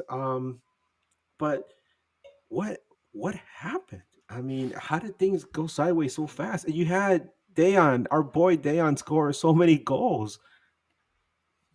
Yeah, a Golden Boot contender on one of the worst teams in the league. You don't see it every day. I kind of agree with Elias that it wasn't any one moment, right? Like it's just this slow burn. If you think about the season Sporting were weirdly in CONCACAF Champions Cup on a weird, hey, they're the runner-up of the U.S. Open Cup, who only had 8 MLS teams in it, and they didn't win it, but LAFC qualified another way, so they're letting us in. And we host Miami on the first game of the season, and we only lose 1-0, and it took messy magic. But that's okay. Like messy magic, that happens to people. And then the losing continues and continues. They lost their first six league games, eight if you count those two CONCACAF Champion Cup games. You add on the games to the end of the last year, and they got 14 straight out of the gate, in a row across 2 seasons. So it, it's just like this slow burn. Then they fire Vermees, and you think, okay, new manager bump. They win three of the next five. Everything's all right. Everything's turning around over here. And then it just kind of went downhill from there. So Kerry Zavagnin takes over as interim. He wins 3 of 5. And then for the whole rest of the season, they only win 4 games. Out of their last 13, they only win once. So we just, in MLS, you're always in it. We were talking, Dave was talking earlier about, kind of like most of the teams make the playoffs. Like that's a saying we have on our podcast. Everyone makes the playoffs, as we all know, as the people here representing our teams. Obviously, we are not part of everyone, but it just slowly started to slip away from Sporting, and it's just years and years of accumulation of bad roster decisions, big contracts to players that don't start, don't perform, and it all kind of adds up. So we were talking earlier today about David Lee and him, them being down to 12 players. It's like finally a time of optimism because they've gotten rid of most of the bad contracts. Like it's only good contracts left. So I don't know exactly at what one moment where it went wrong, but the Vermees firing, like, probably all kind of got real in that moment. That's probably the one that, like, kind of caught everybody's attention. Longest tenured manager in MLS by, I think he had like 5 or 6 years on Smetzer, who was in second, and not anymore. He's gone. Yeah, and one thing I always admire about Peter Vermees is that in in the Concacaf Champions Cup, there was a many years ago. There was a home and away series where they played against Real Estelí, which is a team from Nicaragua, my homeland. And Nicaragua, it's one of the poorest nations in the American continent. And I remember uh, Peter Vermees spearheaded this drive to bring school supplies to the children of Esteli. And I remember I follow Real Esteli on Twitter, and they're talking about what a gracious thing he did. And this went completely under the radar here in the States, but I remember seeing it. And they gave all these school supplies to the children out, in this corner of Nicaragua. And so I was like, you know, Vermees is a good guy, and I really appreciated that, right? And so it was kind of, it's kind of bummed out to see him go like that, but because you wish him success, but uh, you can't always stay on top like that. But let's talk to Tommy next because a lot of people look at LA Galaxy and they're like, my God, what a collapse, right? But there's already signs about it because we lost so many key players at the end of the season. I think the biggest one, for my opinion, was Mark Delgado. I was an LAFC podcast actually invited me as a guest, and they were like, "Can you tell us, about Mark Delgado?" I'm like, "My God, this guy has a great footballing IQ. It's almost like having a manager on the field. I mean, so much of the team's success is because of him. When Ricky Puig went down, this guy stepped in and helped, solidify that midfield and keep it together. And then he went to LAFC, and then Galaxy was just suffered. They lost a lot of key players, like we talked Dayon. But you look at Atlanta, right? And coming off that, like we said, that great end of the season in 2024, and they spent all this money, and my God, what a collapse, Tommy. We had a poll on our, I ran a poll a couple of weeks ago asking, who we I thought had the saw most it. disappointing season. And I know it's a Galaxy centric thing, and our buddy Matt Pollard went in and said, "Hey Edgar, I know most of your fans are G's, but my vote goes to Atlanta." But a lot of Galaxy fans still voted for Atlanta, and Dave, DC was a very distant third. So it was a lot of people said Galaxy had the most disappointing season, and then Atlanta got a good chunk of the votes too, and DC got I think like 5 or 6%. But Tommy, tell us, man, like at what point did you realize, oh dear God, this is bad? Well, let me start off with this. Atlanta United did not go trophyless this year. Let's just get that straight. We did win the preseason award for most money spent. So we got a trophy before the season even started. There was something that I need all of your help with. I tried to create it last season when Atlanta United was so bad. When they got rid of Gonzalo Pineda, we were looking like we were going to be as we were going to be bad, but it was impossible to be San Jose bad last year. Nobody could be San Jose bad. So I said we need to make a trophy for the second worst.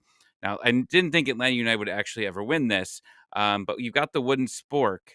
For second worst in the league, you have the spork. You can't have you could have the wooden spoon, but you could also have the spork. So I didn't know that we were actually going to win this, and then I had to buy it, and then I just noticed this in a moment. At the bottom of it, it says Bonnie, and all I got to do is change the B to an R, and we could blame Ronnie, and I'll never forget us getting the spork because a lot of it was Ronnie's fault. Oh my God! But I know the exact moment.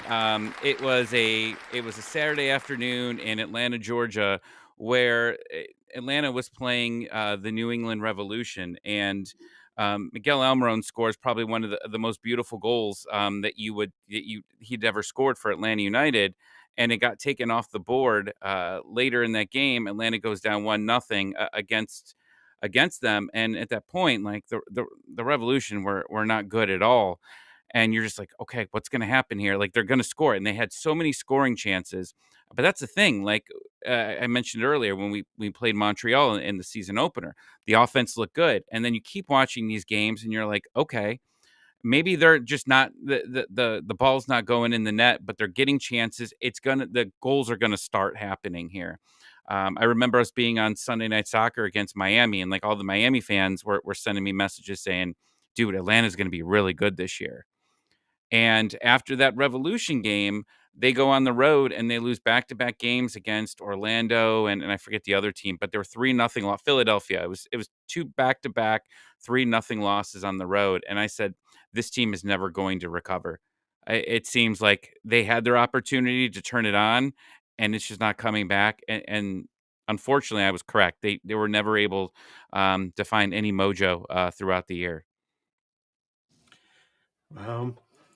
Just to recap how bad LA Galaxy was this season, I tweeted this out about a week ago, more or less. I said, and this is really sad, and what will go down statistically as the worst LA Galaxy season ever.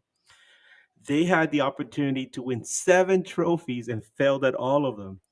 No CONCACAF Champions Cup, no MLS Supporter Shield, no MLS Cup, no Leagues Cup, no Campeones Cup, no Western Conference Championship, and of course, we couldn't even get the wooden spoon.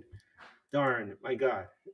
Just fail after fail after fail after fail. I know at one point, a lot of Galaxy fans, we were so resigned to the fact that the team was going to get the wooden spoon that we were like, you know what? Damn it, let's go for it. Let's embrace the wooden spoon. This is it. We're gonna have something that we can all laugh about. For years to come, and kind of chuckle, make things a little happier. But no, DC United had to go and ruin that, right? Nah, I mean, a lot of Galaxy fans are saying at the end of the season, we can't even lose, right? And then in the final game of the season against FC Dallas, I know we had heard, the rumor in the stands was like, oh, LAFC fans are cheering for us tonight because they want us to beat Minnesota so that we can keep Minnesota from climbing above the table, over LAFC. And so everybody was, I remember that the vibe was like, well, the season's a bust. And if Galaxy loses this game, it doesn't really matter. We don't care. And then they go and win the game, and everybody's like, "What? Why? Why are we helping the guys down the road?" But yeah, no, that's the kind of season that we had. And I mentioned the reaction from the supporters, right? A lot of our supporters went from just disbelief to horror to just resignation, and to just you're there to have fun with your friends and your family. I know I hang out a lot with a lot of supporters in the pregame tailgates, and it got to the point where everybody was just happy to be there and enjoying the weather, and being in the outdoors, and like, what a lovely evening for some footy, right? And oh yeah, there's a game going on. Look, we're losing. Hey, so what did you do this week? That's the kind of second half of the season we had. But I want to ask all of you, and starting with Dave, like, what was the reaction from the supporters? Because it's like you said, you start the season, right, and you're like, okay, let's do something, right? Let's make something special out of it, and everybody has their tailgates, and everybody's got all this expectation, and then what happened, Dave? Well, for DC United right now, it's again, as I see Chicago win last night. DC United has not been in the playoffs since 2019, so the patience is beyond more than thin, and it's a very frustrated, I guess, would be a word, and that's why. Again, I get back to when they make the change, and they make both the general manager and a coaching change, a full-time coach change mid-season, um, and with the coach that we brought in, Renee Weiler, we just didn't bring him over. He was clearly in the works for probably 6 months. So I think there was a sense that, okay, we better have a backup plan if this season doesn't go well. That's just my assessment because, again, Rene Weiler is coached in Egypt. He's coached in Switzerland. He's got a reputation. So in June, you don't just call up and say, hey, Rene, what are you doing this weekend? You want to come over to the States for a few months. So it clearly was something that they had identified him as a potential replacement if things didn't work out with Troy Lesesne. So that's an example of the kind of short leash that they found themselves on because where DC United, it's not just one moment that gets you in. While it's one moment of the season where I felt like the wooden spoon would be in grasp when that 7-1 loss to Chicago at home, I thought, oh, this really could go south quickly. This is a few seasons building up. DC United had wonderful success with Wayne Rooney as a player. He gave us some thrills. Let's face it. Not so much as a coach. And again, Wayne was always such a great guy to work with as a coach. But the results don't lie, not only with DC United, but in other places. And Tom Brady has his own opinions about Wayne Rooney, but that's a whole nother story. And then last week had Hernan Lozada, and there was a brief sugar high when he came in. He ignited the market. He's got tremendous motivational skills, but quite frankly, by the start of the second season, he had lost the team. And so that's why now it's a DC United fan base that is was drunk on success early in Major League Soccer, now is starving for success, and it has the ownership being more vociferous and front and center, and I'll commend them for this, for taking ownership and knowing now that to keep people on board and on a journey, you have to be honest and transparent where you are as a team and what you plan to do about it. And so there's going to be a lot of change in DC United in the offseason. I think they've identified some core players, including a Jackson Hopkins, who's a young player, homegrown player. Christian Benteke will still be a part of the short-term future. Gabriel Pirani, but I don't want to leave out. There might be a few others that have been identified, but I think there's going to be a lot of change. And again, that's not a headline flash because when you finish in 15th place, you don't say, "Well, let's just run this back next year and see what happens." Chad, what can you tell us about the SKC fans? Because it's been a while since you guys lifted a cup, whether it be MLS or US Open Cup. And I know that the Kansas City fans want to get back to making the blue hell like a fortress again. Yeah, definitely. Now, I like how you rub it in that they haven't lifted any trophies here in a while. 2017 Open Cup, that's the last one. I will say Sporting have never won the wooden spoon. They're the only MLS original squad to pull that feat off 30 years and running. So thank you again, DC, Montreal, Atlanta, for being just a little bit worse than Sporting KC. But what I will say is the fans this year, I would think it is almost kind of a worst case scenario because you in prior years, a lot of Vermees out.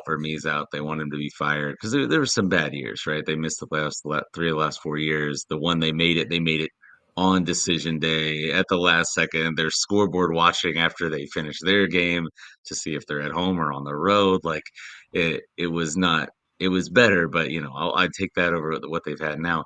But the bad thing is this year apathy set in, and I think that's like the worst thing you can have as a fan base is uh like people weren't even going on Reddit and losing their mind and complaining or Twitter, and we all know how great the internet can be sometimes.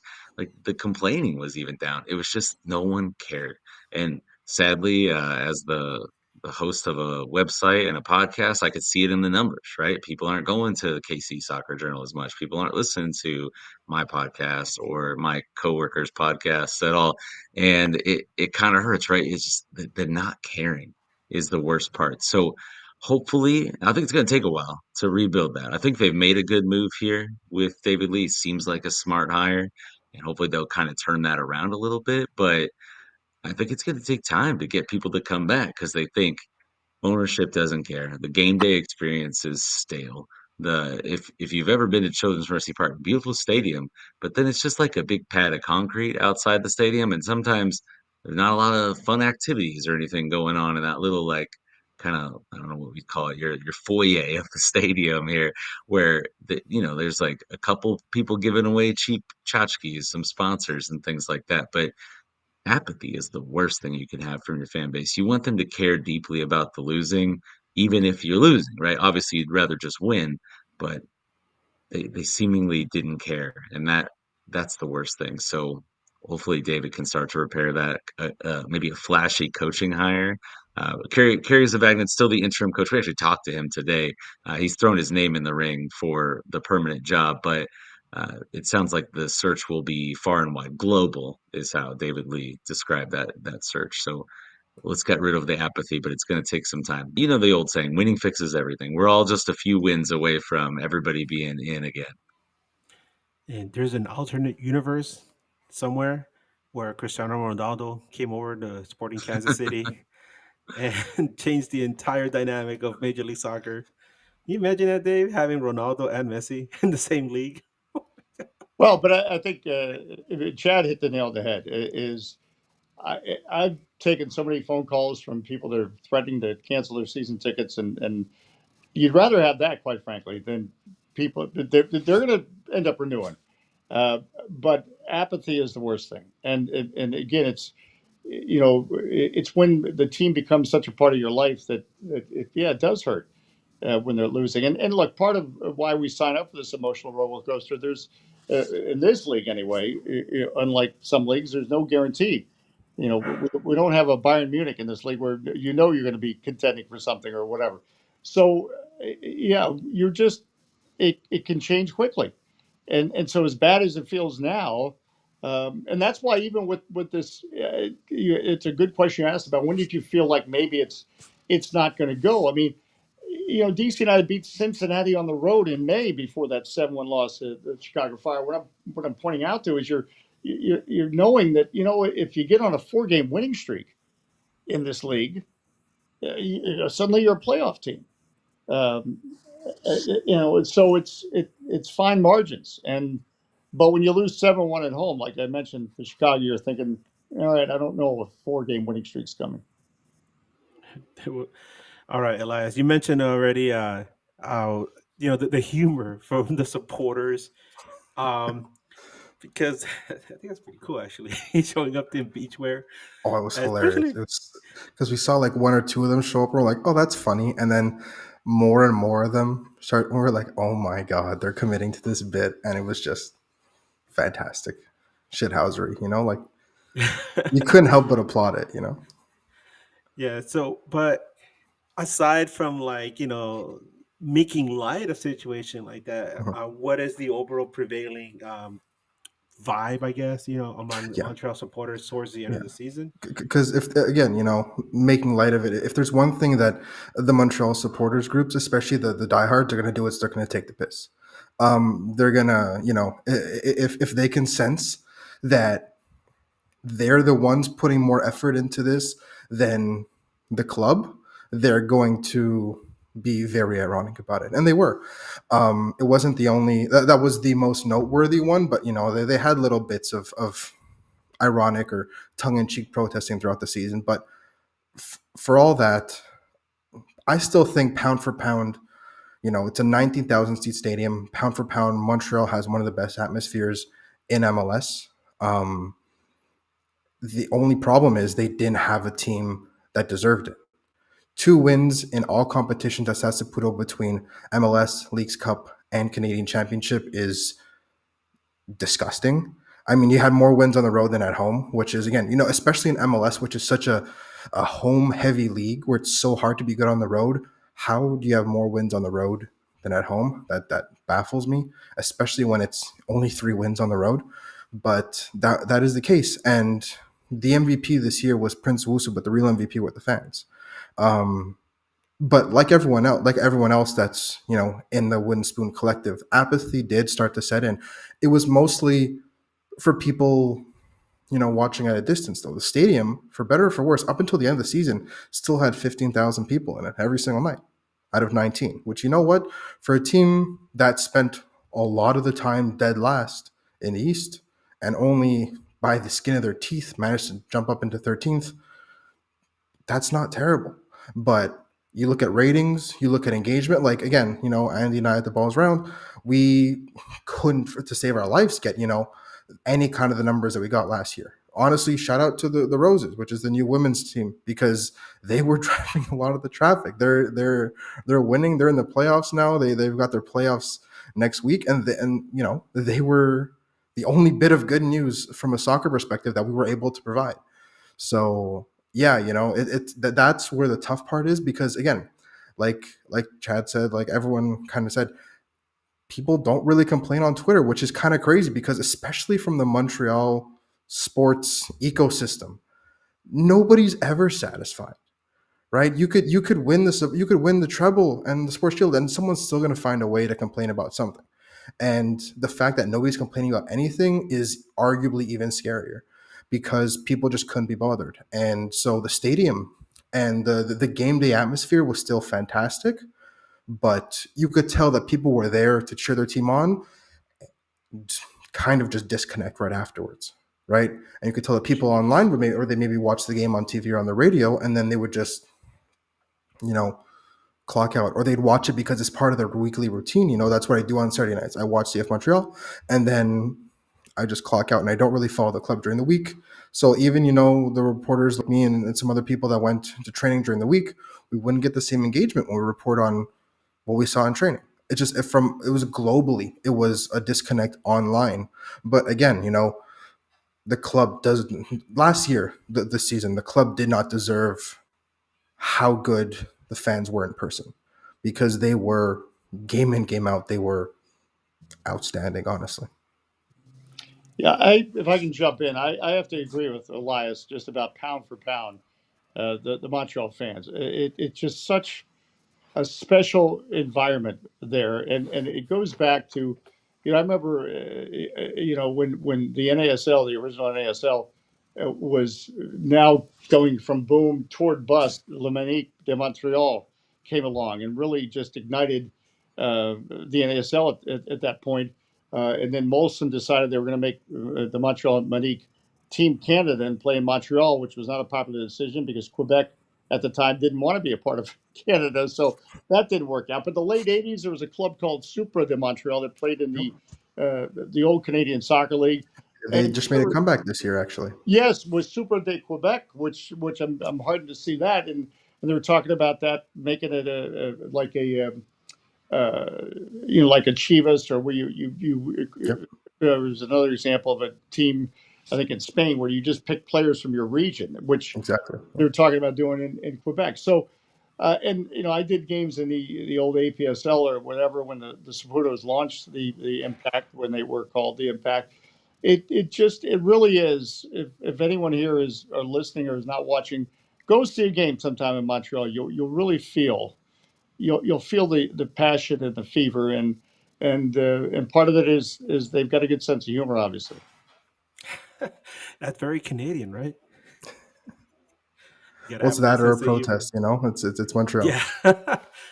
So Tommy, I see you got our buddy Ronnie Dayla there, the Spork. Tommy, how did supporters react? Because like I said, you went from anticipation, right? You're like, this is gonna be great, and here you are, just barely escaping a wooden spoon. So go back to 2024. They were playing the Columbus Crew. I was in town, and the supporters were actually protesting because prices increased a pretty good amount. I don't remember exactly what it was, but the prices went up, and the product has been pretty mediocre over the years. Now, Atlanta fans, Frank DeBoer called us years ago spoiled. If you remember Frank DeBoer and his short run there. And the year before they got to the playoffs, they lost against the eventual champions, the Crew, in a best of 3 there. But that season was real bad last year. And, at the end, that they eventually beat Miami there. But the fans were protesting, and then the Leagues Cup came, and we were the official sponsor of the Leagues Cup Sucks Twitter account, because they were showing Mercedes-Benz Stadium with like 18 people in this gigantic, 70,000 seat stadium. Nobody's there. And then they go and they do, which I still consider it more of a PR move than a strategic move. They signed Miguel Almiron, and like they signed him he's like one of the highest paid players in the league. And Garth Lagerwey's big thing is to sign players, prime age players. Miguel Almiron and myself are not prime aged, so that's why I'm not on this team either. And that's been the concern there, is that you brought him on. I think he was the 5th or 6th highest selling jersey. It came out today. So the hope was through the roof. But you had so many of the like the big supporters that you see like on social media were all announcing last year that they were canceling their tickets. Well, a lot of people were doubling down after the season, going, "See, I didn't fall for this Miguel Almiron trick here. This team is still is worse than what it was last season." So you saw an empty Mercedes-Benz Stadium. You saw fans protesting. Some people wore paper bags over their head at the stadium. Our co-host Sydney, that was his idea. Don't tell him I told you that. But it was pretty bad across the board, and I was very curious, and I would have been very sad because Brad Guzan retired at the end of the season, and this last home game against DC, I was very curious to see how many people were actually going to show up for this man that has done everything for this franchise. And it ended up being a fantastic crowd overall for a second to last place team to give him a proper goodbye. But the fans are upset right now. Absolutely. I'm sure there's more people that canceled their season tickets.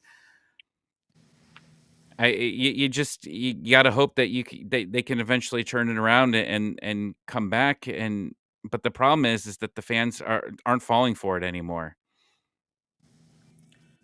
Well, gentlemen, despite all the misery, um, what are some things that went right this season and give you hope for 2026? Um, I'll Oh, I'm start real out. quick. You're talking good things. I'll be right back. I'll be right back, Oh guys. my goodness. No, for LA Galaxy, I would say that they towards the second half of the season. I mean, the team was dismal, right?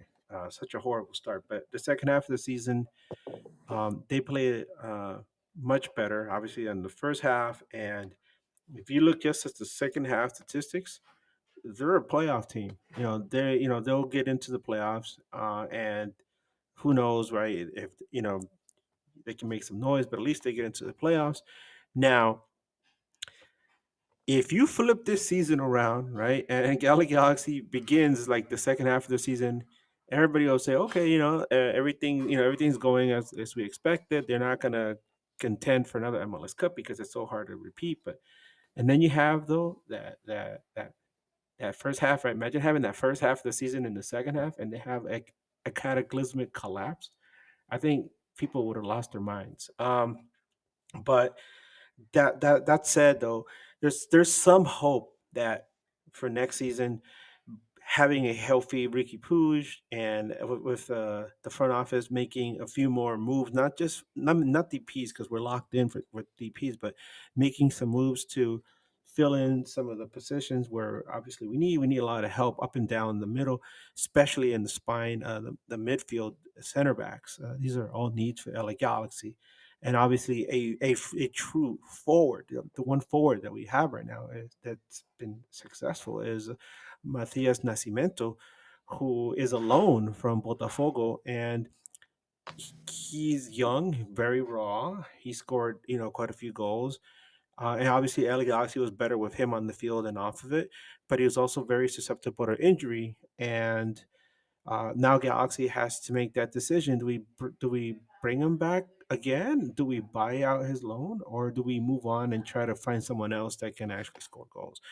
but but there is hope that things will better. There's nothing that could be worse in this season. A lot of people think so.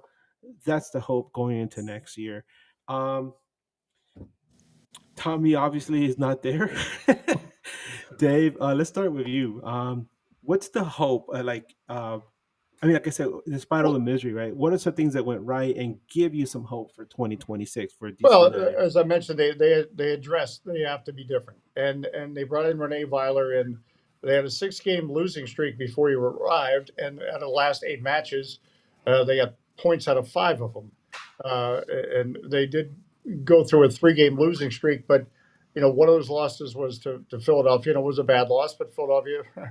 Yeah, again, as Renee, Honest, and Frank said, that's the difference between the number 1 seed and the number 15 seed. You lose to an Inter Miami and some guy named Messi is the difference. Other than that, you played them even, then you lose to Charlotte at home, and you were down to 9 men 20 minutes into the game, which was just crazy. So you throw all that out. The team was more competitive. Um, but it's not saying okay, the coach is going to make the difference, and there'll be a playoff team with the same players. As I said, what gives hope is I think they've identified, as I said, a half dozen players that you say, you know what, they're going to be a part of the answer. But that means it's what you're hoping for and what is needed. It's not just hope; it's need, and it's been basically expressed that they have to go out and get different players and new players, and there's going to be a big roster overhaul. So um, there's anticipation for this off season, but the hope also is always that this is Major League Soccer. You start the season knowing that there's a pretty good chance you can make the playoffs if you can get some things to go right, if you can get some luck to go in your right way, and that means health, or it means the internet working in a luxury hotel in Dallas, or whatever it may be. If you get it going in the right direction, you have a chance to be better than you were the year before. By the way, Dave, I remember that game. I saw that game against Charlotte, and I was impressed that nobody on that DC United team gave up. They fought Charlotte tooth and nail to the end. And Charlotte, I don't know what was wrong with Charlotte. They looked very disconnected. It was only 1-0, and I think they were happy with that. And DC could have stolen some points from them, and it just did not DC could have happen. gotten a point out of that game, even though they played 9-man soccer for 70 minutes. But I can only go by what some of the players have told me, and they respond to Renee Weiler's training, and certainly the better results are evidence of that. But that doesn't mask that there's going to be a lot of changes with DC United. All right, Elias, what you got for us, man? Yeah, it's weird because, despite how objectively terrible the season was, there's a lot of really small stuff that actually turned out to be quite nice. There were three players that came in on trial with Dante Seeley, Brendan Craig, and Luca Petrasso, and they all turned into fairly reliable squad players. Luca Petrasso ended up starting like 30, 35 games this year, and you got all of them for a combined like $400,000 in salary cap space. So stuff like that is nice. Prince Owusu, who came in as the backup to Jack Malvrioni, ended up scoring 17 goals, adding 3 assists. And so again, small stuff like that was kind of nice. But again, we're talking about the bar being like 2 inches off the ground, right? I think that besides that, there's not a whole lot of, again, the best thing about the season was the crowd. Again, I don't want to harp on how good the crowd was, but that really was it. With the bar being so low, I feel like their summer transfer window was quite good.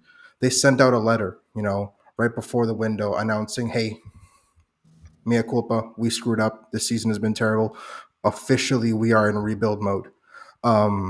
Which kind of also did take a lot of pressure off of their end of year post-mortem press conference, because they didn't have to face a mob of angry journalists because they had already kind of thrown themselves to the mercy of the court. And it was more just about what's next instead of how bad this season was.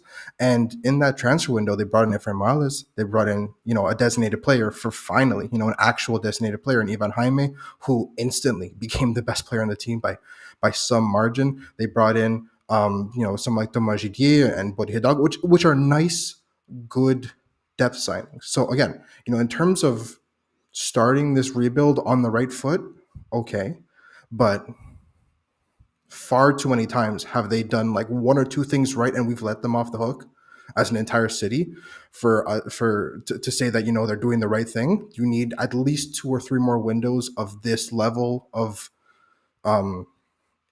competence, honestly, is the right word, before you can actually kind of give them any kind of flowers.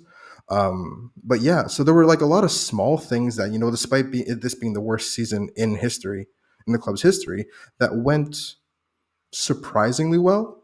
But again, you can't really give them too much credit because they still ended up with 8 wins in all competitions. All right, Chad, and then Tommy, I know you got a question for us, but Chad, hit us. What you got? Yeah, so I'm gonna call out one of your people in the chat here. At Josie Angel Pena says we miss Dayon. Enjoy his 20 plus goals next season. So yeah, that's one of the things right there. Sporting also the worst season in the history of their club on a points per game basis. Obviously the league has changed a lot over the years and how many games these teams play, but Dejan Joveljic, 18 goals, delightful. They have a little bit of a foundation with him and fellow designated player Manu Garcia. Looks like you put the right players around them, that maybe something could really come of that. And Elias was just talking about some squad players. A lot of really young guys got a ton of minutes, maybe too many minutes. Maybe they're starting way too many games this year for Sporting KC. Jansen Miller, our first round draft pick, looked like a disaster at times and then amazing at others. Like he's a fan favorite, even though he made some pretty critical mistakes. But any kid straight out of college that played 1,100 minutes last year at Indiana, and then suddenly he's playing 2,000 plus minutes in pro soccer, it's going to be a tough transition. But he showed some promise, right? Maybe he's not a starter, but maybe he's a good rotational piece there. John Poolskamp actually has some of the worst numbers in the league as a goalkeeper, but I think it might be because the defense, the midfield, and everybody in front of him gave up a ridiculous amount of dangerous shots where he's just all alone with these other players. He actually stopped a decent amount of shots you wouldn't expect someone to stop. So maybe he's not the guy, but he's he's pushing another step forward. He's only 24, which is, we all know, is a baby for a goalkeeper, right? They don't come into their prime until they're like 30. Where Brad Guzan, he's going until 40, right? So, Yeah. but you got Jacob Bartlett got a lot of minutes. Jake Davis got a lot more minutes. You got a lot of that stuff, and then I know I've said it a few times. I just got to say, I think there's hope in that. Well, they're not calling him the chief soccer officer. They're calling him the president of soccer operations and general manager, David Lee. He's got a clean slate. So I think that's maybe one of the most optimistic things. This historically bad defense, only two of those players are back, and the two that are back didn't play a ton of the minutes. But Miller played a decent amount, but the other one's a 17-year-old kid named Ian James, who you're going to hear his name popping up. I think he's going to be a guy that hopefully will be sold for millions and millions of dollars to fill the coffers to build that roster out a little bit more. So a lot of little pieces, and then just the flexibility to go make a lot of moves. Probably not going to be a situation where they get it all right in 1 year and they return to the top, but I would be stunned if they're not at least a little bit more competitive, fighting for a playoff spot, because everybody makes playoffs, right? No, all of us here didn't make the playoffs. What are you talking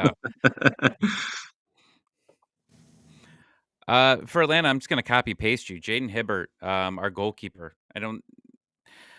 Fans were very upset because they just didn't want to see Brad Guzan anymore. And when you're in a season that's essentially lost, you want to see what your future is. And I think a lot of people really didn't expect Brad to step aside here and let the kid show what he has. And I think that's a true mark of a leader, because he's been this team's captain for a long time. And he eventually handed that over to Miguel Almiron, who also is going to be here for a long time. So there was a lot of passing of the torches that came along here with Atlanta United. So that if there's one thing that excites me going into next season, is that hopefully Jaden Hibbert wins the job in the preseason with whoever ends up battling against him there. And as far as anything else, I mean, Bartosz Leash, our midfield defensive expert there, he had a pretty good season there, even though they allowed 5 goals against Columbus in one half. Ignore that game. They almost came back and tied that one. But other than that, I mean, it was pretty bad across the board. So there's really not too much that excited me for this team. All right, Tommy. I know you have a segment on your show. Hit us with it, please. Yeah, I just wanted to ask you all. So we're all obviously in the gutter here, but out of all of us, who do you think is going to be the most improved team out of the 5 of us? Who wants to take the first stab at that? I'll go ahead and say I think the easy answer is probably the Galaxy, right? You're gonna You have don't got Ricky to suck Puig up to back. him. No, You it's don't got not. to do It's that. not about sucking up. Trust me, I Oh don't want no. LA to win anything, right? Like, we all get sick. The Galaxy have more rings than anybody. It's very annoying. Like, we don't want to hear about it. But you're gonna get Ricky Puig back. Obviously, Paintsil and Peck were fantastic players when they had Puig helping feed those balls up there, and they don't have Dayon, so who knows? Maybe it's all falling apart. Maybe Dayon was the glue holding that Galaxy team together. But I have a feeling Ricky Puig is going to make a world of difference. You can even see it, like Edgar was saying. Like, they were a lot better team in the second half of the season, and I mean, even that game against Sporting Kansas City that I know like broke you a little bit, Edgar, where they took all those shots and Sporting took 0 shots and won the game. They absolutely dominated that game, and that was a game you might remember Jansen Miller, because he made some like off the goal line saves, just crazy defensive things. He's like a bit of a cult hero. He's a bit of a villain. He likes to kind of chop down the DPs of the league and get in their head. He's a league minimum guy over here, like going head to head with some of the best players in the league, and he just feeds off of it. So, but yeah, I think it's probably the Galaxy. I would love to say it's going to be Sporting Kansas City, but maybe I'll put a second. Yeah, it feels to me like Sporting Kansas City is on the beginning of a really interesting journey. I'm curious to see what direction that franchise takes. And um, like I said, I've been around since like the league started, and I have like a soft spot in my heart for all the legacy clubs, like DC United and Kansas City. No offense to Atlanta, Montreal. Montreal has its own history, obviously, but I have a soft spot for the teams, and it always bothers me when the legacy teams struggle, especially because a lot of times you see teams like St. Louis, San Diego, LAFC come in and they are immediately, uh, successful. And I think to myself, well, what about the rest of the teams, right? Even Galaxy went through 10 years of struggle, and so I'm wishing Kansas City the best. Um, Tommy, I'd like to hear what you have to say because it's your question, but what do you think? I think it's gonna be. I think it's gonna be Montreal. I think we've picked on Elias enough for the day. I don't actually believe that at all, but Yeah. I feel like we need to. I think we need to throw something to Ale, Elias ale, here. Montreal. You know what? Even if it's a pity one, I'll take it.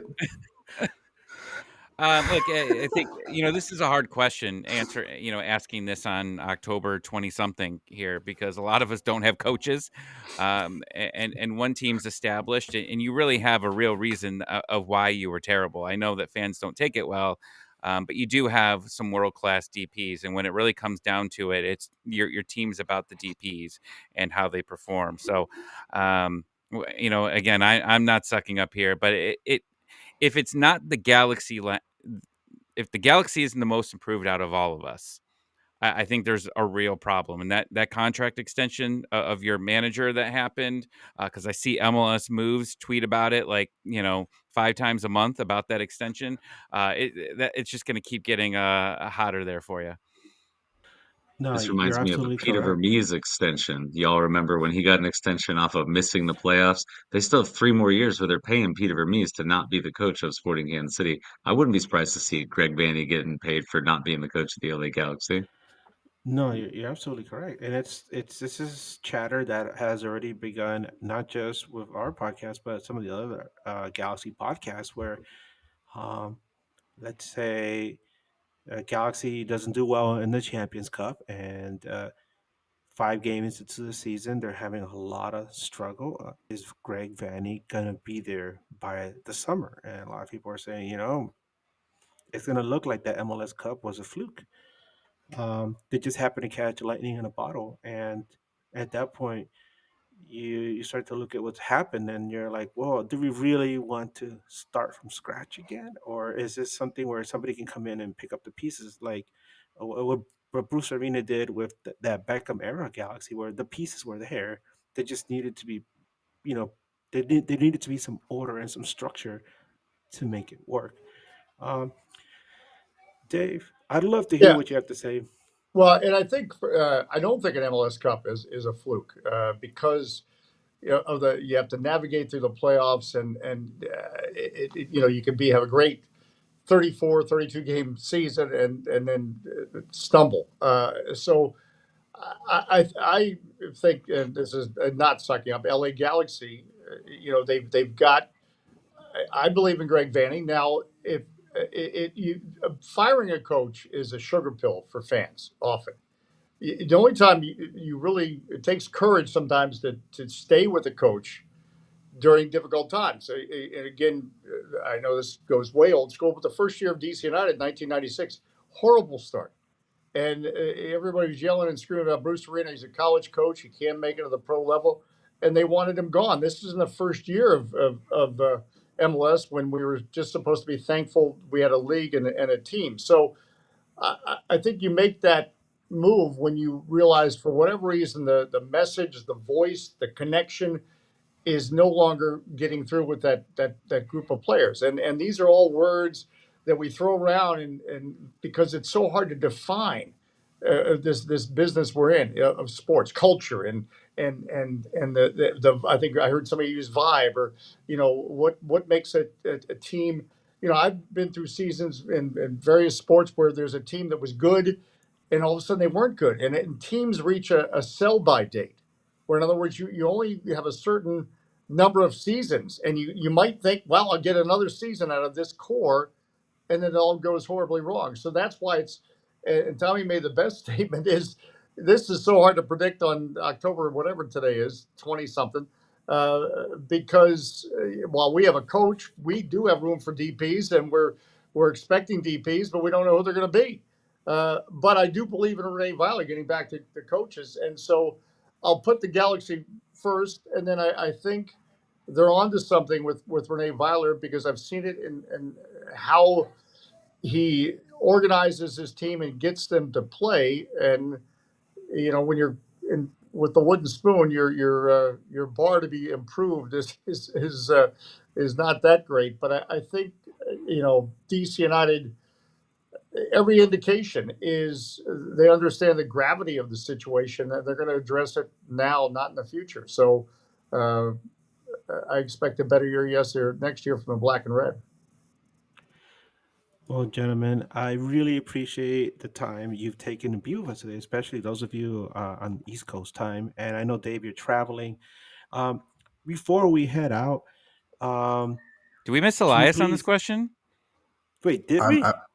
I mean, I don't have much to add Oh, besides, so sorry, Elias. Oh, well, I Look, mean, like we keep again, picking on him. We gotta let him. Okay, Hey, Elias, No, let's I hear thought you, man. Elias said put him on the full screen. Put him on the full screen. We gotta give him his flowers. Get him up there.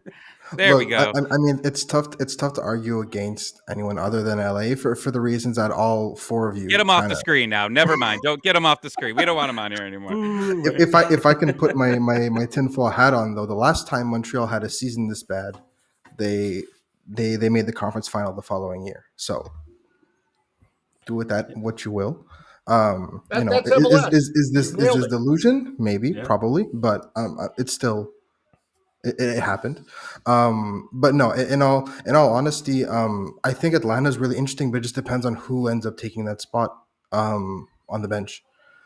I think that's really the most important, because if you get Tata Martino back, I don't love Tata Martino, but he somehow oopses himself into these situations where he's got really good teams and he makes lemonade. So my Get feelings him are off this kind whole of. podcast now. Don't talk. You can't trash talk Tata Martino. Oh, I can. I think I can. What? He walks I into feel, I things. feel like He I made feel like Atlanta he's United. He made them. that team. Yeah, he was there He, before they he were good. made the team. Literally made But the that team team was fantastic. Before, like, that team would have won because with of anybody. him. That team would have won with anybody. That team was out. That team was stacked. But he made the team. Oh no, I'm aware of that, but I don't know. I just feel like he's like almost like the Carlo Ancelotti of North American soccer, where he just ends up on these insanely stacked teams, and he gets.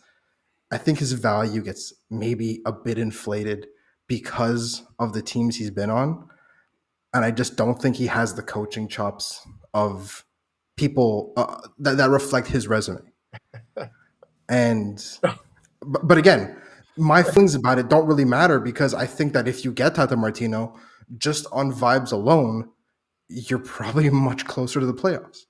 You're Um, killing my vibes. That's what you're doing, Elias. but I just paid Atlanta compliments. I mean, you give a little, you get a little, right? I Now, mean, now let On- let the record stand. It was Tommy that asked Elias to speak. Now, be careful what you wish for. I know this was the error of Congrats. me. I apologize.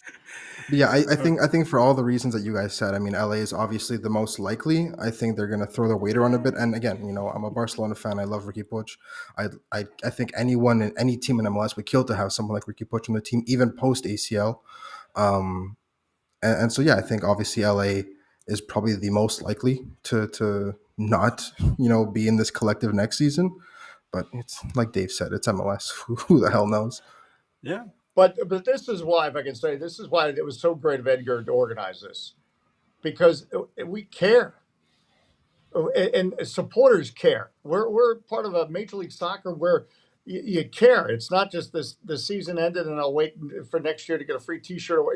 There's real care and concern. And I think about when Chad mentioned some apathy. I'm worried about apathy in Kansas City, because I was there for those games at Arrowhead Stadium where 5,000 people were rattling around, and then all of a sudden it turned into one of the greatest success stories in American soccer. And I hope that passion still exists, because I never would have believed that stadium would rise from the prairie and be what a great place it is. And you want all this to keep going, and it only keeps going if an Edgar is getting us all together, and we're talking and we're showing that we care about Major League Soccer just like everybody else cares about whatever sport they're passionate about.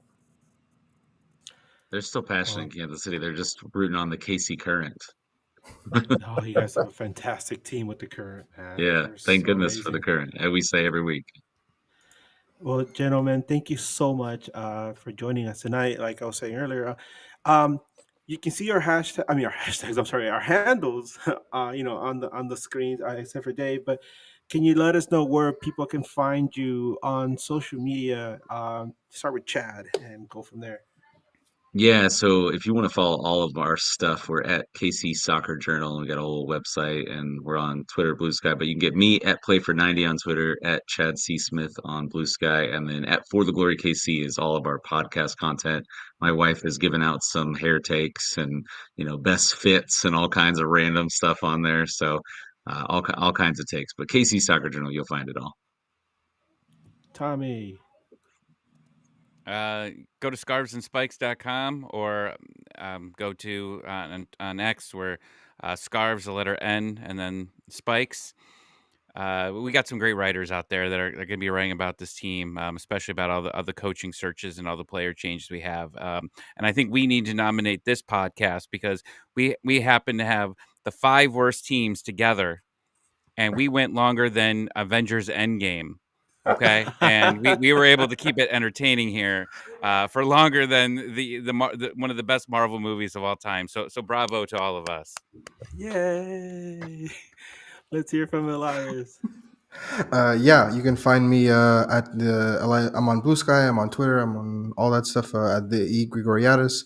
You can find the podcast at TBIR Montreal. We're on Twitter, Blue Sky. We're on YouTube. We're on most, if not all, major podcasting platforms as well. So wherever you listen to your podcast, you can find my articles at the Canadian Press as well. That's game coverage and previews and some features and obviously all that fun stuff. And yeah, we're posting all the time, and even in the off season there's probably going to be a bunch of news, so we'll be keeping everybody updated on that. And finally, our wooden spoon recipient, the legendary Dave Johnson. Thank you so much for honoring us. I think, hey guys, let's give him a hand because, I mean, to me, he is like MLS loyalty. Thank you so much, Dave, for being with us tonight. That's another way of saying I'm old, but that I appreciate that. That's very nice. You can catch me at woodenspoon. No, not at Dave J Sports. At Dave J Sports. And again, I so appreciate the time with all of you. And you can catch Dave this entire NBA season as the voice of the Washington Wizards as well. So if you're an NBA fan and the Wizards are in town and you see Dave, just wave at him, let him know how much we love him here in MLS. And also, if you're an NBA fan. So let's wrap this up, everyone. Thank you again so much. So, sorry, I'm here at home. Might hear some voices in the background, but from me and Bryant and the rest of the News Across the Galaxy crew and everybody in the Wooden Spoon Collective, we thank you once again for joining us tonight and throughout this MLS season. We are deeply honored to have our good friends join us tonight, whether you are a soccer pioneer like Dave, or you just started your podcast not that long ago. Please know that we appreciate everything that you do for your clubs, for MLS, and the beautiful game. We wish you happy holidays and a much, much better 2026. And as we always say on News Across the Galaxy, keep on nagging and Wu Tang for life.